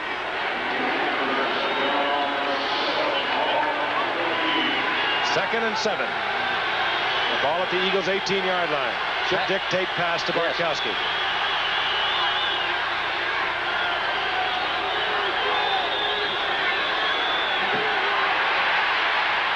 And going for Wallace Francis. Bernard Wilson was there. Herman Edwards in close pursuit, and Herman Edwards is playing himself a game tonight. Well, you'll watch here. You'll watch the outside receiver go and watch Junior Miller come out here man-on-man with Logan. That's the person you've got to go to because you got double coverage on the other man. That's what we're talking about, going to the man that has the least coverage on him. Junior Miller had the least coverage, although he was covered. 2 guys were covering Wallace Francis. You had a great look at the coordination of that defense. Herman Edwards knew he had outside coverage. He knew he had Bernard Wilson to the inside, and Atlanta threw right into the teeth of it. 3rd and 7. Critical down. Pressure on Bartkowski. And down goes Bartkowski. 87, Claude Humphrey, the former Falcon, sacks Bartkowski all the way back to the 18-yard line. That's the first sack of the night, and here comes the field goal unit for Atlanta. So they've done it again. They went away from what got them there. What got them there was a good, crisp, short passing game, running game. The 3rd down pass, 3rd and 7, he went back to a full 4-second pass. He doesn't have the time to throw those kind of passes. What happened? Sack. 35-yard attempt. Mike Luckhurst. He is 4 of 8 on the year.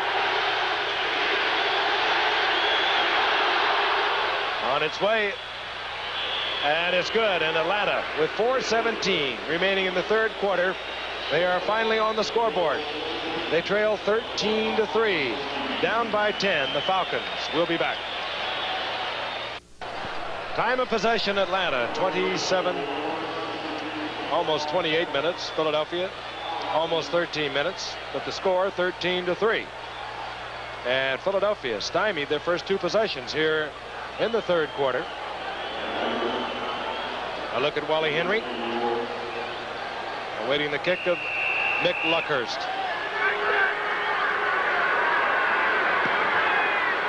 Luckhurst hangs it high. Wally Henry from the 3-yard line. Bobbles the ball, and Atlanta picks it up. And they'll run it in. Oh, take it in easily. It was Kenny Johnson, the fine cornerback, took that ball on the second hop, raced into the end zone, and the man that laid the hit on Wally Henry was Neil Musser. And did he lay a hit on him? The Atlanta defense and special teams have been doing that all year. They get defensive touchdowns. They had a 101-yard interception return by Pride Moore a couple of weeks ago. This was a huge play for the Falcons and a tough play for the Eagles. Just like that, we have a different ball game. We sure do, and Atlanta returns to its habit against the team Watch for whom Musser. it's been a nemesis. Look at that hit. What a perfect bounce. Perfect bounce, but Kenny Johnson makes a lot of these plays. He's always right there. Here we go. Luckhurst. Spirals run through, and that one, I'm sure Lehman Bennett took a guess. That was very close. Didn't take but it long, has brought Atlanta to within 3 points. 4:05 remaining in the 3rd quarter. We'll be back. Neil Musser laid the hit on Wally Henry. He coughed it up, and the man that took it in Another one of those great draft picks from a year ago, Kenny Johnson. Luckhurst hits it again. And a sense of deja vu as Wally Henry takes it out from the same spot. This time he covers it up and goes down out at the 17, 18-yard line. The helmet came out of that pileup. For a moment, the crowd was in an even greater state of shock. They thought the helmet was the football, but it wasn't. All right, here's the touch. Here's the touch. Watch down the bottom of your screen. 53, Neil Musser makes the hit right on the ball, pops right up to Kenny Johnson. Touchdown, and the pressure now is switched over. The Eagles are in a hole. They got a 3-point lead, but the pressure's on the Eagle offense. They've got to make first downs for their Eagles. And I noticed on the sidelines, Dick Vermeil got his offensive team together, got in the middle of it, had a quick word with them. They're a very poised team. That they are. But they have got themselves in trouble. They've had 2 possessions. They could not generate a first down. Now they're inside their own 20. Wilbur Montgomery, he can make things happen. And Montgomery is driven back, hit first by Buddy Curry. Look at the gang tackling of the Falcons. They're just kamikaze guys. They're all over the ball. They just hit everything that moves. Well, you can see the change. Atlanta's come alive. What they're going to have to do, the Eagles, to sustain, stay ahead, is not play ultra-conservative football. Marion Campbell talking it over with the defense. Montgomery picks up 3.5 yards, 2nd down and 7. First down is critical for the Eagles in this possession. Hubert Oliver, 34, the rookie from Arizona, remains in there with Montgomery.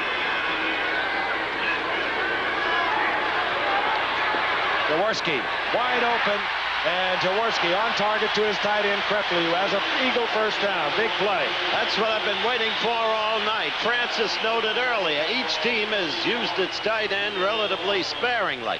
Now they bring Krepke into the action. We haven't seen that much of Junior Miller except for a deflected pass and lucky reception on an earlier drive. There's really nobody covering him. Glazebrook comes late, but obviously they're trying to take away Montgomery and Carmichael and left Krepke alone as you look at him. Well, if you study frequency, that is only the 4th reception for Krepke this year. 1st and 10. The Eagles at their own 36-yard line. Jaworski again looks for Carmichael. He's covered. Dumps it off, and that could have been picked off. It was deflected off the hands of Al Richardson. 2nd down and 10. That was very scary from the Eagles standpoint, but the Eagles did what they had to do offensively. They got a first down. They cooled things down a little bit. Now it's a battle. The intensity of this game, you can just feel, is picking up. Bartkowski with his receivers, Francis and Jenkins. And there's Jimmy Jackson. Ray. Jimmy Ray, the receiver coach, is there with them. And it's tough out there right now. Some ball game. That's the time remaining in the 3rd quarter.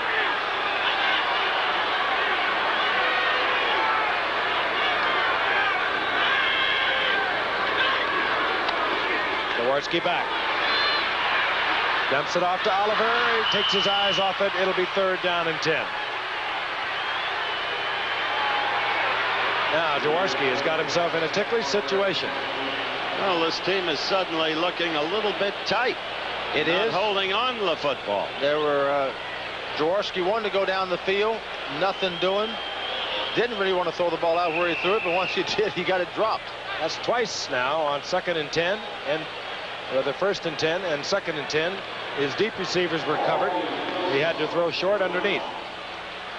All right, Atlanta on 3rd down and long have been going just with a 3-man rush, dropping 8 back. That gives no pressure to Jaworski. He'll have time to throw properly. Camfield is in the backfield. Number 37, Jaworski from the shotgun. Fired and is not held, I do not believe. Now, are they going to rule it a fumble or are they going to rule it a completion? Ball is ruled complete. That will bring up 4th down. But a bad play because nowhere near first down territory. You must achieve that. It was a bad play, Howard, because there was not pressure on the quarterback. He had time to look around. You've got to hit a pattern that can get you the first down. They were 3 yards short. Reggie Smith inside his 15-yard line. Runninger to punt. Flag is down. Runninger with a booming kick. Towering punt. And Reggie Smith takes at the 8-yard line and driven back by JoJo Heath. JoJo, he with the bad finger of a short while ago. But I think that'll come back, Giff. I think you had probably people going too early, but it was a penalty. 55-yard punt by Runninger. And that's a terrible blow, too. Frustration is what the Eagles feel now. Incidentally, I couldn't believe that the receiver didn't call a fair catch. Took his life in his hands.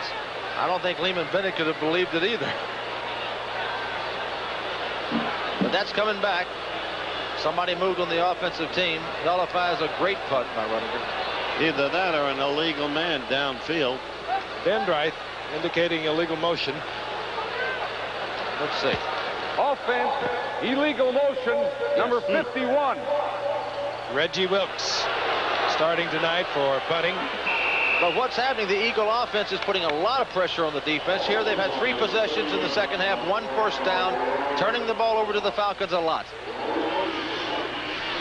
Reggie Smith has moved up to his 20-yard line. I think he knows what a fair catch is. Twice tonight, he has really taken a chance. Runninger with a long count. Another fine kick. Reggie Smith at the 15-yard line. They're running home, and he gets out to the 20, and he's hammered there. And a 48-yard effort by Runninger. It's easy to sit here and criticize a coach, but remembering Scott Werner last year as a punt returner, a rookie with the Eagles, I just can't see using this kid in his stead who runs backwards. Well, I don't know what the strategy of this is. He's on the catches on the near the sideline on one side of the field, tries to get to the wall on the other side of the field. That is virtually impossible, actually. Atlanta. They're fired up. They have a 1st and 10 at their own 20-yard line. William Andrews, single setback. That's the time remaining in the 3rd quarter. Andrews finds a little opening and exploits it out close to the 24-yard line. Gain of 3.5 yards. It'll be 2nd down and 7. I want to remind you about a new starting time for our game with the Rams and the Dallas Cowboys, October the 18th. The new starting time will be 8 o'clock Eastern. And of course, for you Dallas fans, that will be 7 o'clock at your time for a Sunday night special from Dallas. And there is an injured Eagle is Dennis Harrison. No, it's Carl Harrison, Giff. Carl Harrison it is, rather. Well, it's interesting to note here. I think he's got a cramp in the left leg. They appear to be rubbing the left leg. Carl Hairston. Giff, you know all these injuries. Did you have them all? I mean, I've just week been in and up week here out. watching a lot. Saw an old friend of yours today. Number 60. Fella named Bednarik. Oh, I made him famous. Got to hit him a little harder. Yeah. Harrison, I do not believe, seriously injured. They are massaging both legs. He has a little bit of a history of leg cramps. That's interesting. Yes. First 10 points the Eagles have given up in the 3rd quarter this year. But what's more interesting, the defense still hasn't given up a touchdown in the 3rd quarter because they've given up the field goal on a drive by Atlanta, and then the defense or the special teams touchdown. Atlanta's offense really hasn't done a whole lot against this Eagle defense. They've moved a couple times up the field, then they just shut them right down.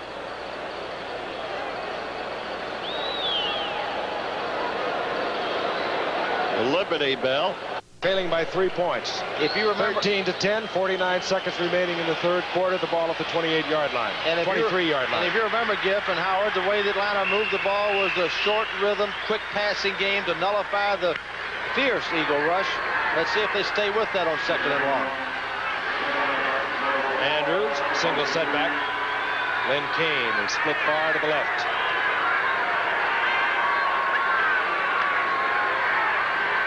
Wallace Francis.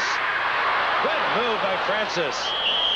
They get away from Roynell Young, and he gets an Atlanta 1st down out over the 35. There's your quick rhythm pass, just what Francis was talking about.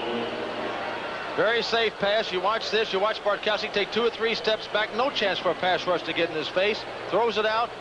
He's got a great athlete in Francis, many great athletes on his receiving corps, and he gets the first down with ease. At the 36-yard line.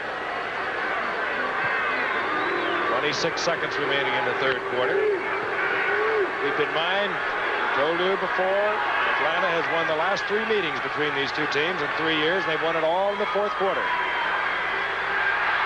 Almost picked off by Roydell Young, intended for Al Jenkins. And Al Jenkins prevented the interception because after Roydell Young came up to make the play, he became a defensive back and jerked the ball out of his hands.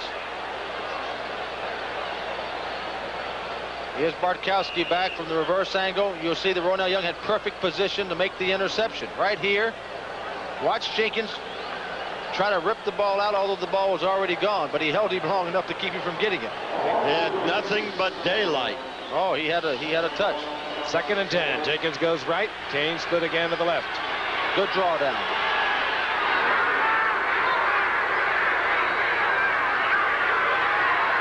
Bartkowski, this one batted down. A flag flies. Reggie Wilkes was on the blitz, but it could be that the offensive line of Atlanta was not set a full count. I think you're right, Giff. Again. And that will be decision time now for Philadelphia. I don't think so, Gift. They'll decline. I think they will too. Illegal motion on the offense declined. It's 3rd down. 3rd down and 10. Hurston still being treated on the sidelines. But now he's getting the ligament. He's getting not the ligament, Howard, the liniment. The liniment. All right. Turn around, he can watch the game. Now here's where that pass rush comes in. Bartkowski's got to go back to take the time this time. His line needs to hold for him. 3rd and 10. Pressure. Jenkins, first down. Look at the little man. They pull the ball free from Jenkins. That was a deliberate effort. I don't know who came up with it.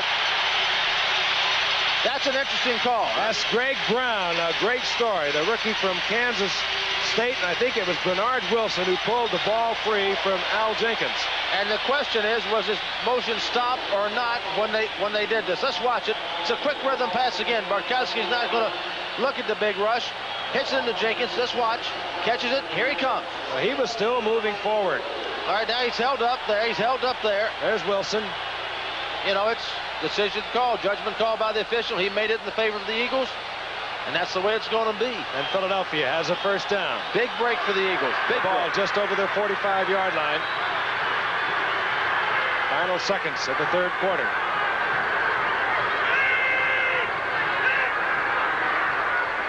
Jaworski. Carmichael.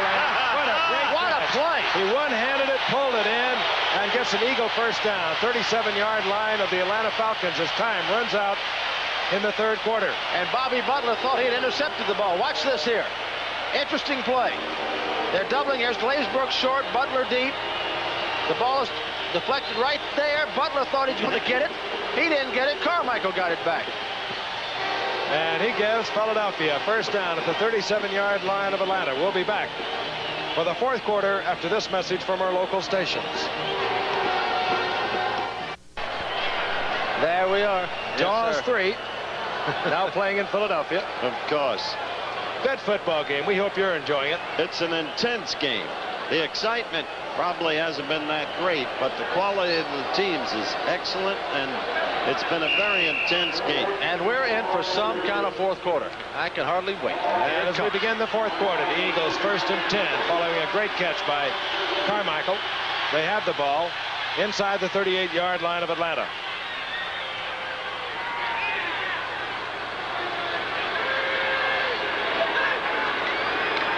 Jaworski. Montgomery. Screen. And Montgomery turns back inside. He gets a yard and a half as he's hit by Jim Laughlin. It'll be second down and 9. And let's take a look at the statistics. Okay. The third quarter. Total domination by Atlanta, except for turnovers. And again, the time of possession misleading, because the Eagles still lead 13-10, and Atlanta got its touchdown on a special teams play after Mussa had caused a fumble by Wally Henry on a kickoff, and Johnson picked it off and dashed it. 2nd down and 9.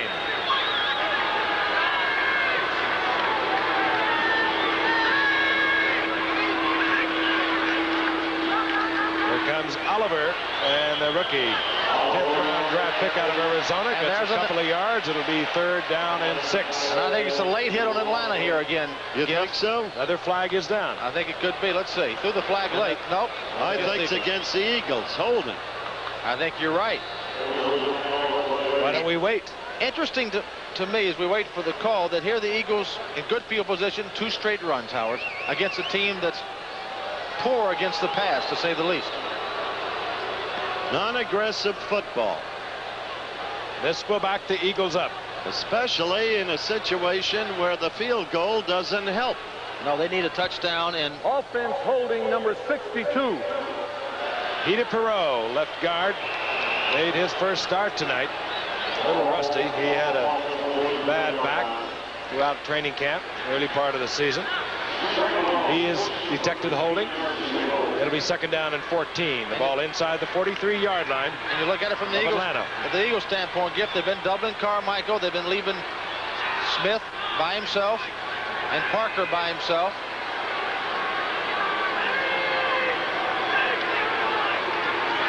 Jaworski back. He has the time. There he goes. Charlie Smith was open, and it could have been hit a little early by Bobby Butler. I think he was. Well, I'll tell you, it looked like a pretty good defensive play, but we'll see it. The referee was right there. He had the best position to call it, and he called it like he thought it would happen. An over-eager rookie. That so often happens. He had single coverage. Pretty good position on Charlie Smith there. Nobody underneath him. Ball's delivered on times. I'd say that's a pretty good defensive play, Gift. I would say it's interference. I would too. Number 23. That's pretty good defensive play. Came right through the man of the ball. Not bad play. You live in Atlanta still, don't you? It makes no difference. 1st and 10, Philadelphia, inside the 30-yard line of Atlanta. A while ago, I called it Philadelphia's favor when they called the bad interference against Logan. And I thought that was a bad interference call.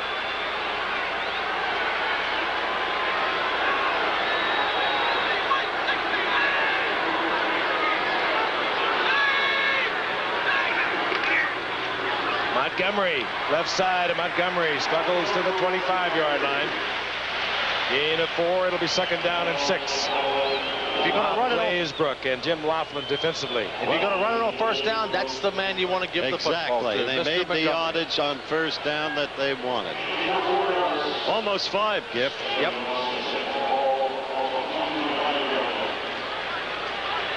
And into the backfield is Louis Jamona, and out comes Wilbur Montgomery, and he's favoring his left arm. Now here's a situation with Montgomery out. You might look for him to throw the ball on 2nd down. The man who was in there, Louis Giamona, had a big game last week against Washington. This is Oliver, struggling for a couple. Is going to be 3rd down and 2.5 to 3 yards, as Blaisbrook again was there defensively. With Montgomery out, things change considerably for Philadelphia. Louis Giamona, of course, not nearly the power that Montgomery has. He's 5'9", 180-pounder. But he can do a lot of things coming out of the backfield as we look once again at Wilbur Montgomery. In the weeks to come, Philadelphia fans are going to be seeing Steve Atkins, a high draft choice of Green Bay out of Maryland. Green Bay gave up on him. Vermeil is very high on him. 3rd and 3. Thus far, Philadelphia is 0 for 6 on 3rd down conversions. Jamona, they're 0 for 7. Ball against a team that's very good against the run defensively, very poor against the pass.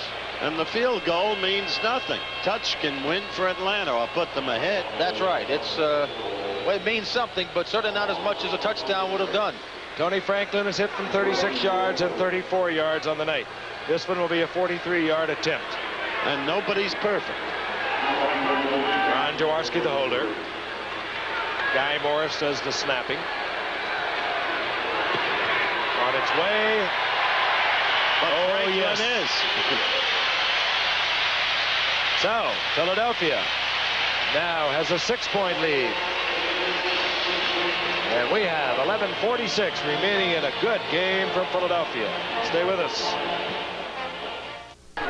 Wilbur Montgomery, his left forearm and elbow being treated by one of the trainers wearing the Philadelphia championship ring from a year ago. And Tony Franklin is set to kick off as you look at Reggie Smith in his end zone, respecting the foot of Tony Franklin, who gets this one off the side of the foot, and they'll back the Eagles up 5 yards, and Tony Franklin will kick from the 30. Give us a chance to remind you tonight on Nightline, Raoul Wallenberg, the man credited with saving thousands of lives in World War II. The question, could he be alive and behind bars in the Soviet Union? And today, a big happening in Washington. President Reagan made him an honorary U.S. citizen. That story tonight on Nightline. Frank, that's one of the most remarkable stories of our lifetimes. I just recently did a talk radio show on the network with a BBC correspondent who has written a book called The Righteous Gentile, the story of Raoul Wallenberg. So the viewers tonight are going to get an insight into one of the most remarkable men and courageous men of our time. Reggie Smith moves up to his 5-yard line. I like it. Talking about Tony Franklin or Leonard. And look at his foot in the zero, the O. And there it is, a very valuable foot. He needs to put that toe in it now. And he did. Whoa, did he ever. Reggie Smith from the goal line. And Smith gobbles the ball. He fumbled it and Atlanta recovered. And Atlanta was on it. There is some hitting here tonight. I'm telling you, there is. Atlanta will have a 1st and 10 inside their own 22. Shows you the nature of the rivalry between these two teams, the closeness of the competition, and Atlanta, the nemesis for Philadelphia. But not yet tonight. Philadelphia leads 16-10. And all the games really relatively low scoring games. Atlanta brings it up. They've been able to move the ball. But their offense has not been able to score a touchdown. That's been left to their special teams. Here comes Andrews. Andrews met at the line of scrimmage. Just sheer strength will carry him for a yard and a half. It'll be 2nd down and 8. Howard, remember in the first quarter how Atlanta did run the ball effectively on the Eagles? They pretty well shut it down now. They're not getting much in the 1st down run. Andrews' average has fallen off considerably tonight. Look at how time of possession evened off in the 2nd half. And the total plays. Tight game. Andrews came in averaging 5.5 yards per carry. He struggled tonight. He has 84 yards. Jenkins holds on. He has an Atlanta 1st down out of the 35 to the 36-yard line. Herman Edwards defensively for Philadelphia. Interesting, when time of possession evened off, Atlanta outscored Philadelphia 10-3. When Atlanta totally dominated possession, the Eagles built up their 13-0 lead. Little meeting there. It's something they say about big plays. As Vermeil looks over his list, you look behind a couple of the Eagle guards, Baker and Perot. Atlanta 1st down. Not much success running on 1st down. See if they throw. Probably will.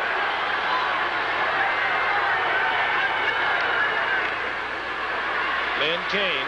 Kane finds a little opening. Moves for 4 to the 40. It'll be 2nd down and 6.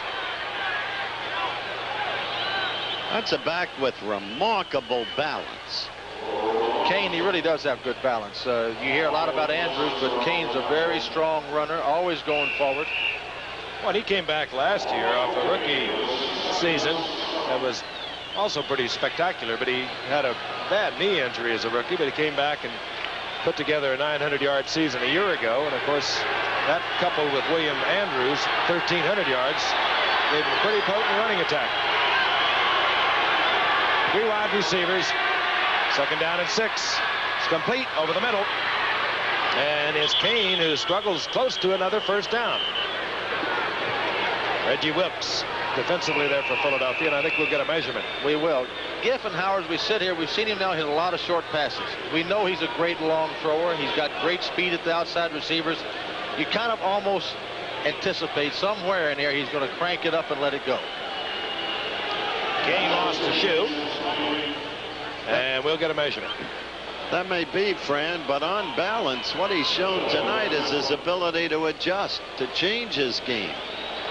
He has. He's adjusted very well. He's done what he's had to do and go to the quick rhythm pass. Short. Inches short.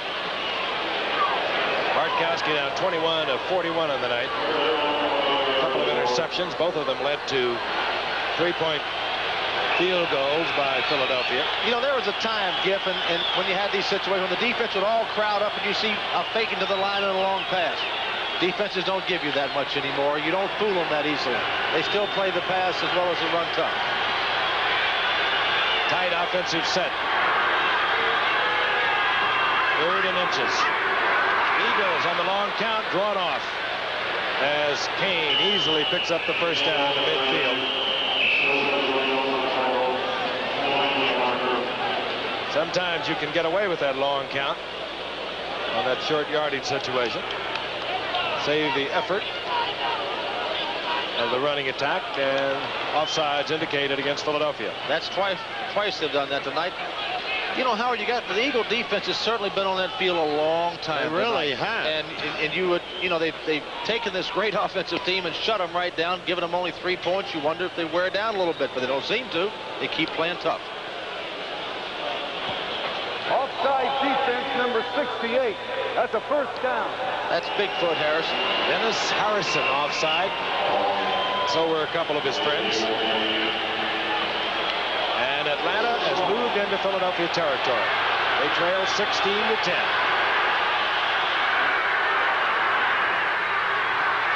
Bartkowski finds William Andrews, and he's beginning to work underneath to Kane and Andrews, coming out of the backfield, and successfully so.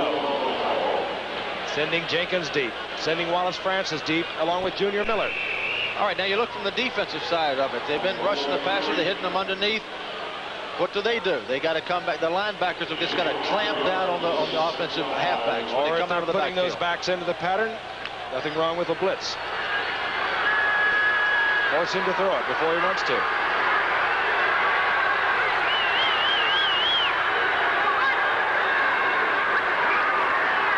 Both backs again. Intended for Junior Miller, and again almost picked off by Chesley.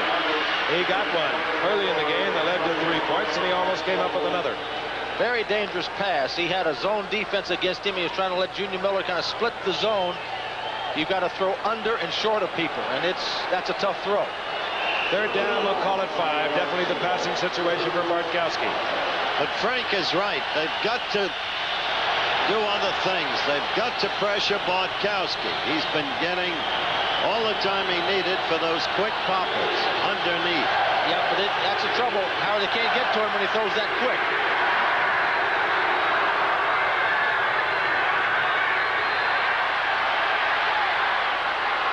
This is Andrews, open field in front of him. And upended by Bernard Wilson, but not before he moves inside the 20-yard line, close to the 18, 1st and 10 Atlanta. Well thrown ball by Bartkowski, was under pressure, and Andrews was well covered. He was well covered. The ball could have been intercepted. The Eagle man makes a play for it, doesn't quite get it. Well thrown ball.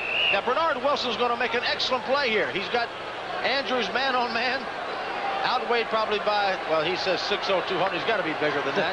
You're right about Andrews. Gosh. Nothing but north and south. He just was going to put Wilson out of football. Didn't put much of a move on him, did he? Wilson only goes 175 pounds. He made a great play.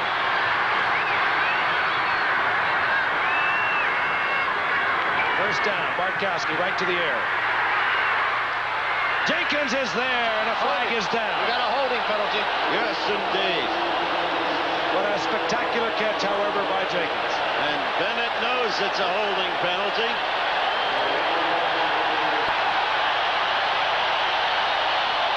Big break for the Eagles here.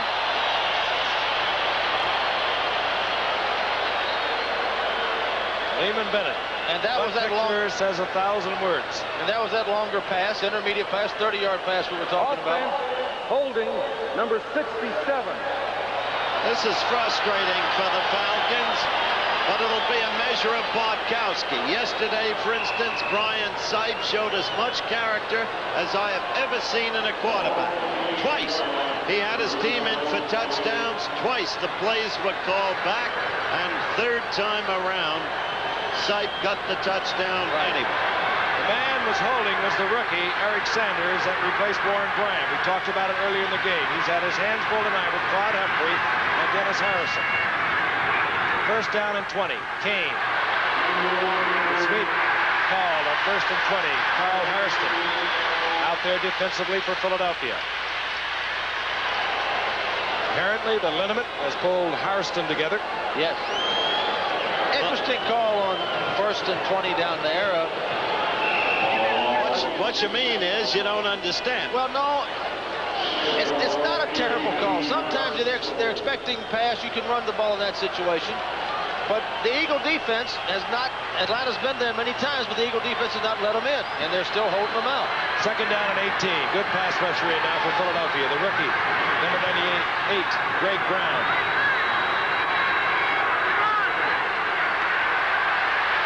Bartkowski. Incomplete. Herman Edwards with another fine play against Alfred Jackson. Herman Edwards has played a superb corner tonight. He has really played himself a great, great game. No longer does he live on the reputation of the man who picked up the fumble of Jim Pisarcik. But if you watch this, you see Bart doesn't throw it like he throws it behind the receiver. And Edwards makes a great play, though. He makes a great play. He has had some night. Third down, 18. An important down now for Atlanta. Very tough, third and 18 in that part of the field against a defense like the Eagles. If they pick this up, it's going to be an amazing thing. Here we go. They want to get closer, if nothing else, for their young place kicker, Mick Luckhurst. Wallace Francis, incomplete.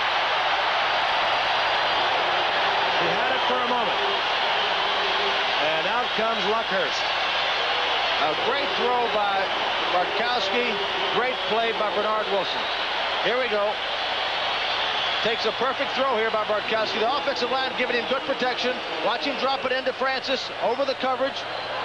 He's got it, but he doesn't have it. Never had control. Never had control is right. And Luckhurst, who was 4 of 7 coming into tonight with a long of 47, will try one from 43 yards. Plenty of distance. And good for accuracy. So once again, Atlanta has drawn to within 3 points of the Philadelphia Eagles with 6:45 remaining in the game. It's Philadelphia 16, Atlanta 13. We hope you're enjoying tonight.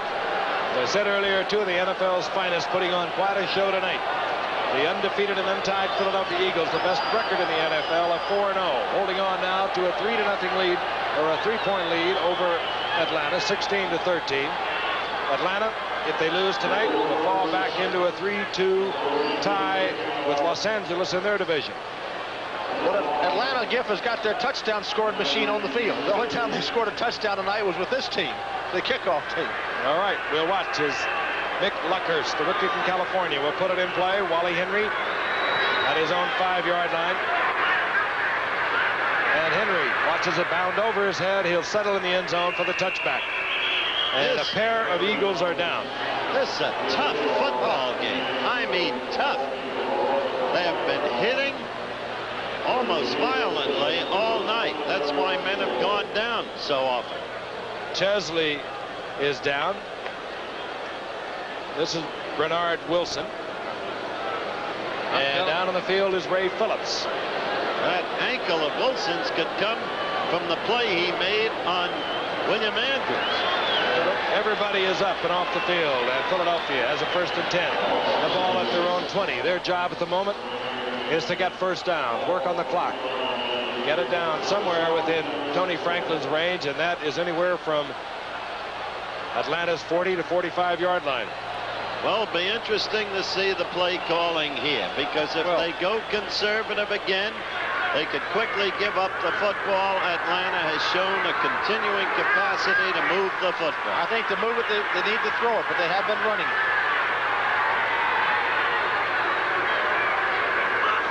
Charlie Smith motions right. Here comes Montgomery. Montgomery just carries an Atlanta defender for 5 yards out to the 25-yard line. That was just a great individual effort. Absolutely. Got another Eagle down. I think that's Dan Walters is down now. Oh, they cannot afford to lose that man. That's one of the finest offensive linemen in the league. Pro Bowl guy. Howard, you're right. I don't know when I've seen a game with so many men go down. Stan Walters does come out. We'll talk about our game coming up.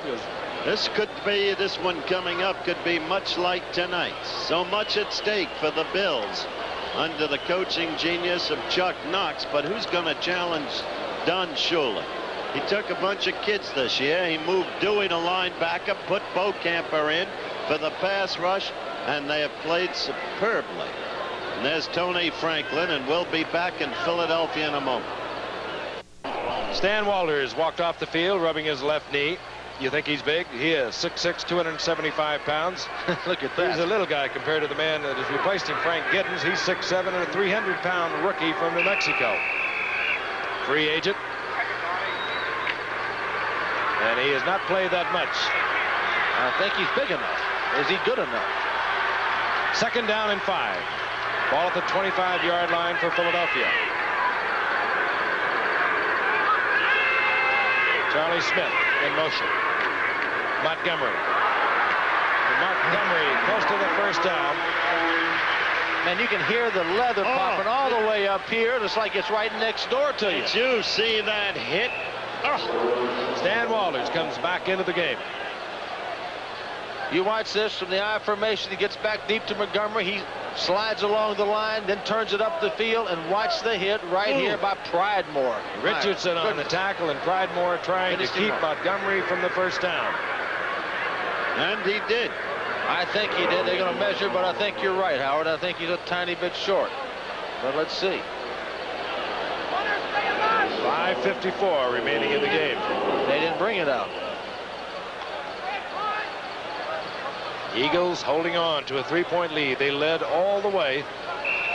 Al Chesley with the first turnover, an interception, followed by a Tony Franklin field goal, then another Franklin field goal, then a touchdown catch by Charlie Smith, another Franklin field goal. And it seems every play now with 5:38 left in the game is an important play, and this is one.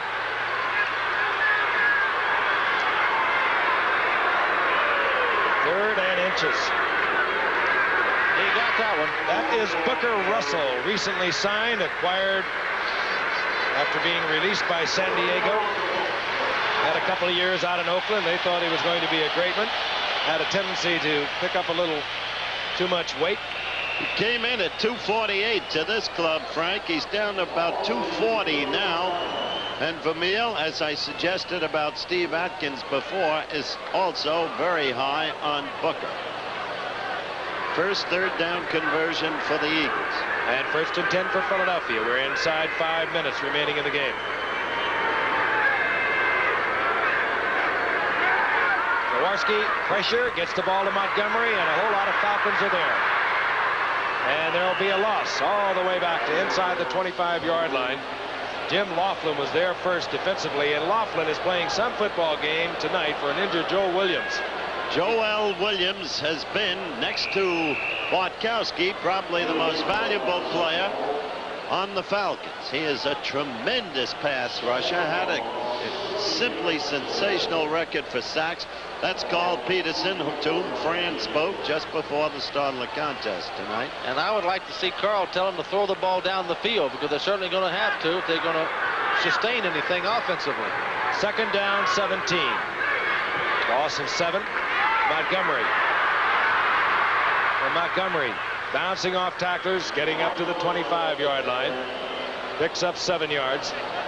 Or giving 6. It'll still be 3rd down and 11.5 to 12 yards. Buddy Curry there defensively for Atlanta. Well, they've closed down on Wilbert now, as one might expect. And now it's an obvious passing down, and Jaworski may not even pass now.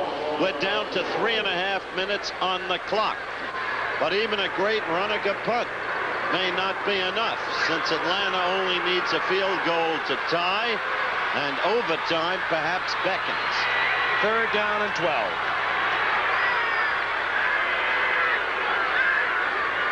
Out of the shotgun. Jaworski wings it to Carmichael, incomplete, and Philadelphia will punt. But it would have made no difference. Senseless pass. It only was to the line of scrimmage. It would have made no difference. He wouldn't have had a chance at the first down. If it's puzzling to you people watching, it's puzzling to us in the booth why they don't throw the ball down the field. I'm sure they must have good reason for it, but I just don't understand it. Max Runninger to punt. Scott Warner has replaced Reggie Smith. This is a man who led the nation in punt returns for Georgia last year, a third-round draft pick for Atlanta. He averaged a little over 16 yards at Georgia last year. He returned 3 of them for touchdowns over 65 yards during his career. And he's in there now. Well, you got a roughing penalty. Roughing the kicker. What a mistake. Stupid mistake. What a mistake. A clear error, and the referee was absolutely right. Running into the kicker. I think it's 37, Kenny Johnson, or 20. It's 27, Primore coming up. I don't know who hits the kicker, but we'll see. There's Johnson, 37 coming in. Defense, number 39. I really think Mayberry, 39, hit him. Mayberry following Johnson, and Philadelphia will have a first down at the 34-yard line. 2:59 remaining in the game. I guess that's the reason Philadelphia didn't throw the ball down the field. They knew they were going to get a roughing penalty. Yep. Good reasoning, Fran. But they still need to sustain the drive. They need to make some first downs. Just a terrible mistake, though. Yes, it was. For these players are pros. They've got to be disciplined. Let's see if they remain on the ground. Atlanta very tight defensively. Here comes the blitz. All out. They want the football. And Montgomery just about broke it off. Well, he's making some amazing moves just to get 3-yard gain. Don Smith slid out. He was there first for Atlanta, and then Buddy Curry made sure. Montgomery having a little bit of problem with his shoe. Pulls himself together. He's picked up 2.5 yards. Call it 2nd down and 8. Seconds ticking off. 2:30 now remaining. And you can be sure that Ron Jaworski will use all the time he can in the huddle.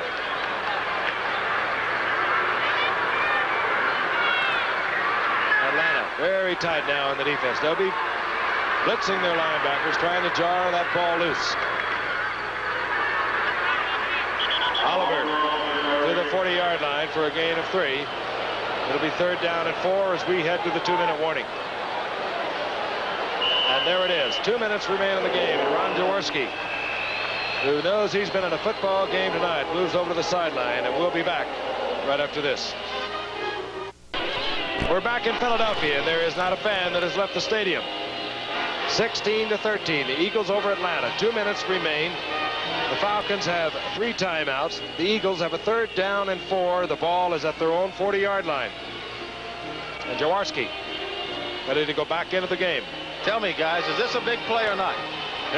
Eagles make the first down. They could really put Atlanta make Atlanta use all 3 of their timeouts and have little chance of win. Atlanta, on the other hand, needs to stop this to have much of a chance to win.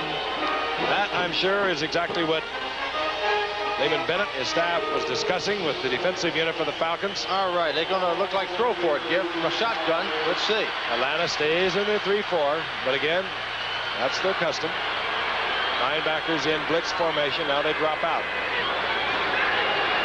Out of the shotgun. Montgomery. He has the first down at the 45-yard line.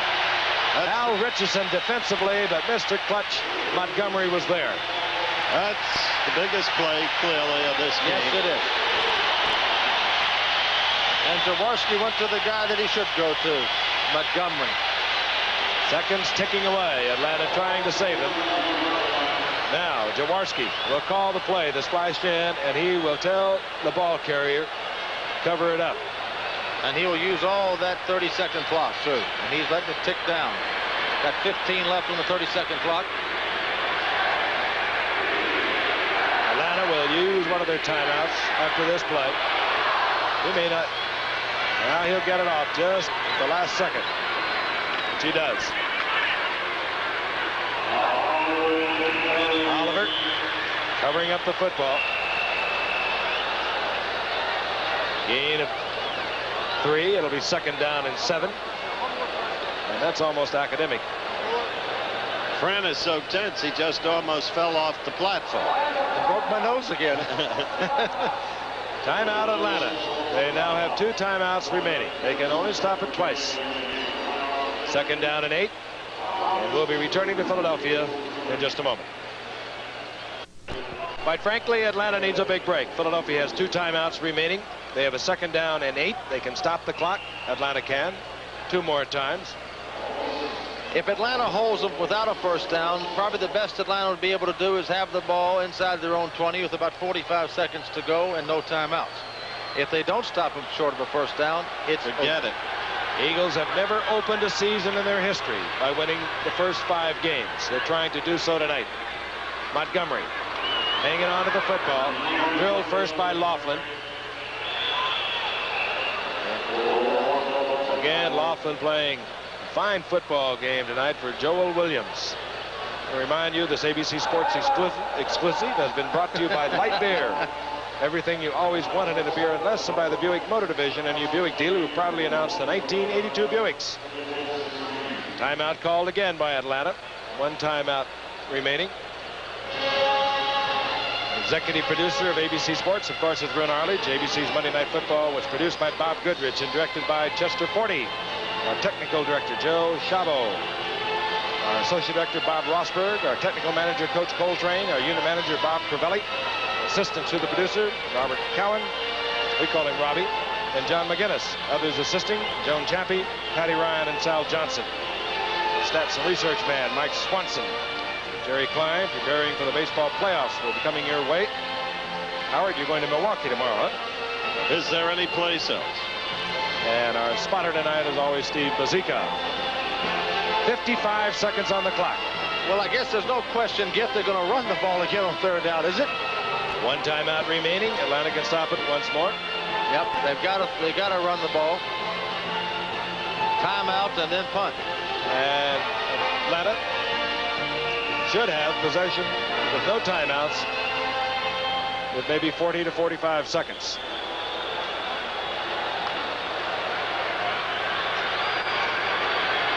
The Eagles at their 45-yard line, holding on to that 3-point lead.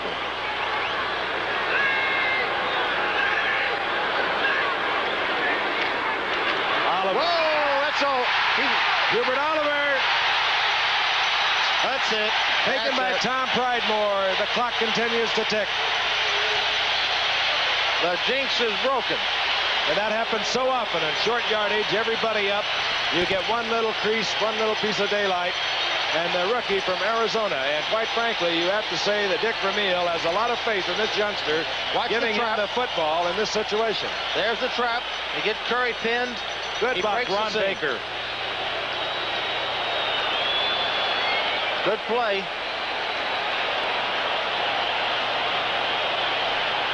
Down to the 17-yard line.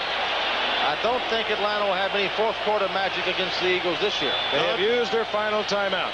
Not this time. It's been a great game, though. The Eagles have held together. As tough a game as I've seen this year. As hard fought, as physical. And once again, you can't give too much credit to Dick Vermeil and what he's done with this team. Philadelphia will move to 5-0. Dallas 4-1. They trail. They're heading for showdowns once again. St. Louis is 2-3. Giants are 2-3, and of course Washington 0-5. That's the Eastern Division. I've got a message, Jeff. I've got a message. This telecast is presented by the authority of the National Football League. It is intended for the private use of our audience. Any rebroadcast or other use of this telecast without the express written consent of the National Football League is prohibited. We mean that. And Atlanta will fall into a tie with the Los Angeles Rams in their Western Division of the NFC. They will have 3-2 records. Ron Jaworski settles on the ball. Atlanta can no longer stop the clock. Fine game. Great defense. Great defense by the Eagles. Hold the Atlanta Falcons to 3 offensive points. Some kind of performance. Next week, Philadelphia will be at New Orleans. And Los Angeles will be at Atlanta. And next Monday night, we have Miami and Buffalo. Final seconds ticking off. This one is history. And that man has 17 free agents. Frank's first statement tonight. What a coach. It's something no other Eagle coach has ever done in the history of football. They have won their first 5 games of the season. Final score, 16-13, Philadelphia over Atlanta. Remember, stay tuned for ABC News Nightline, 30 minutes after the game, 11:30 on the West Coast, over most of these ABC stations. Travel arrangements made through and a promotional fee paid by United Airlines. United flies more people to Hawaii than any other airline. That's what friendly skies are all about.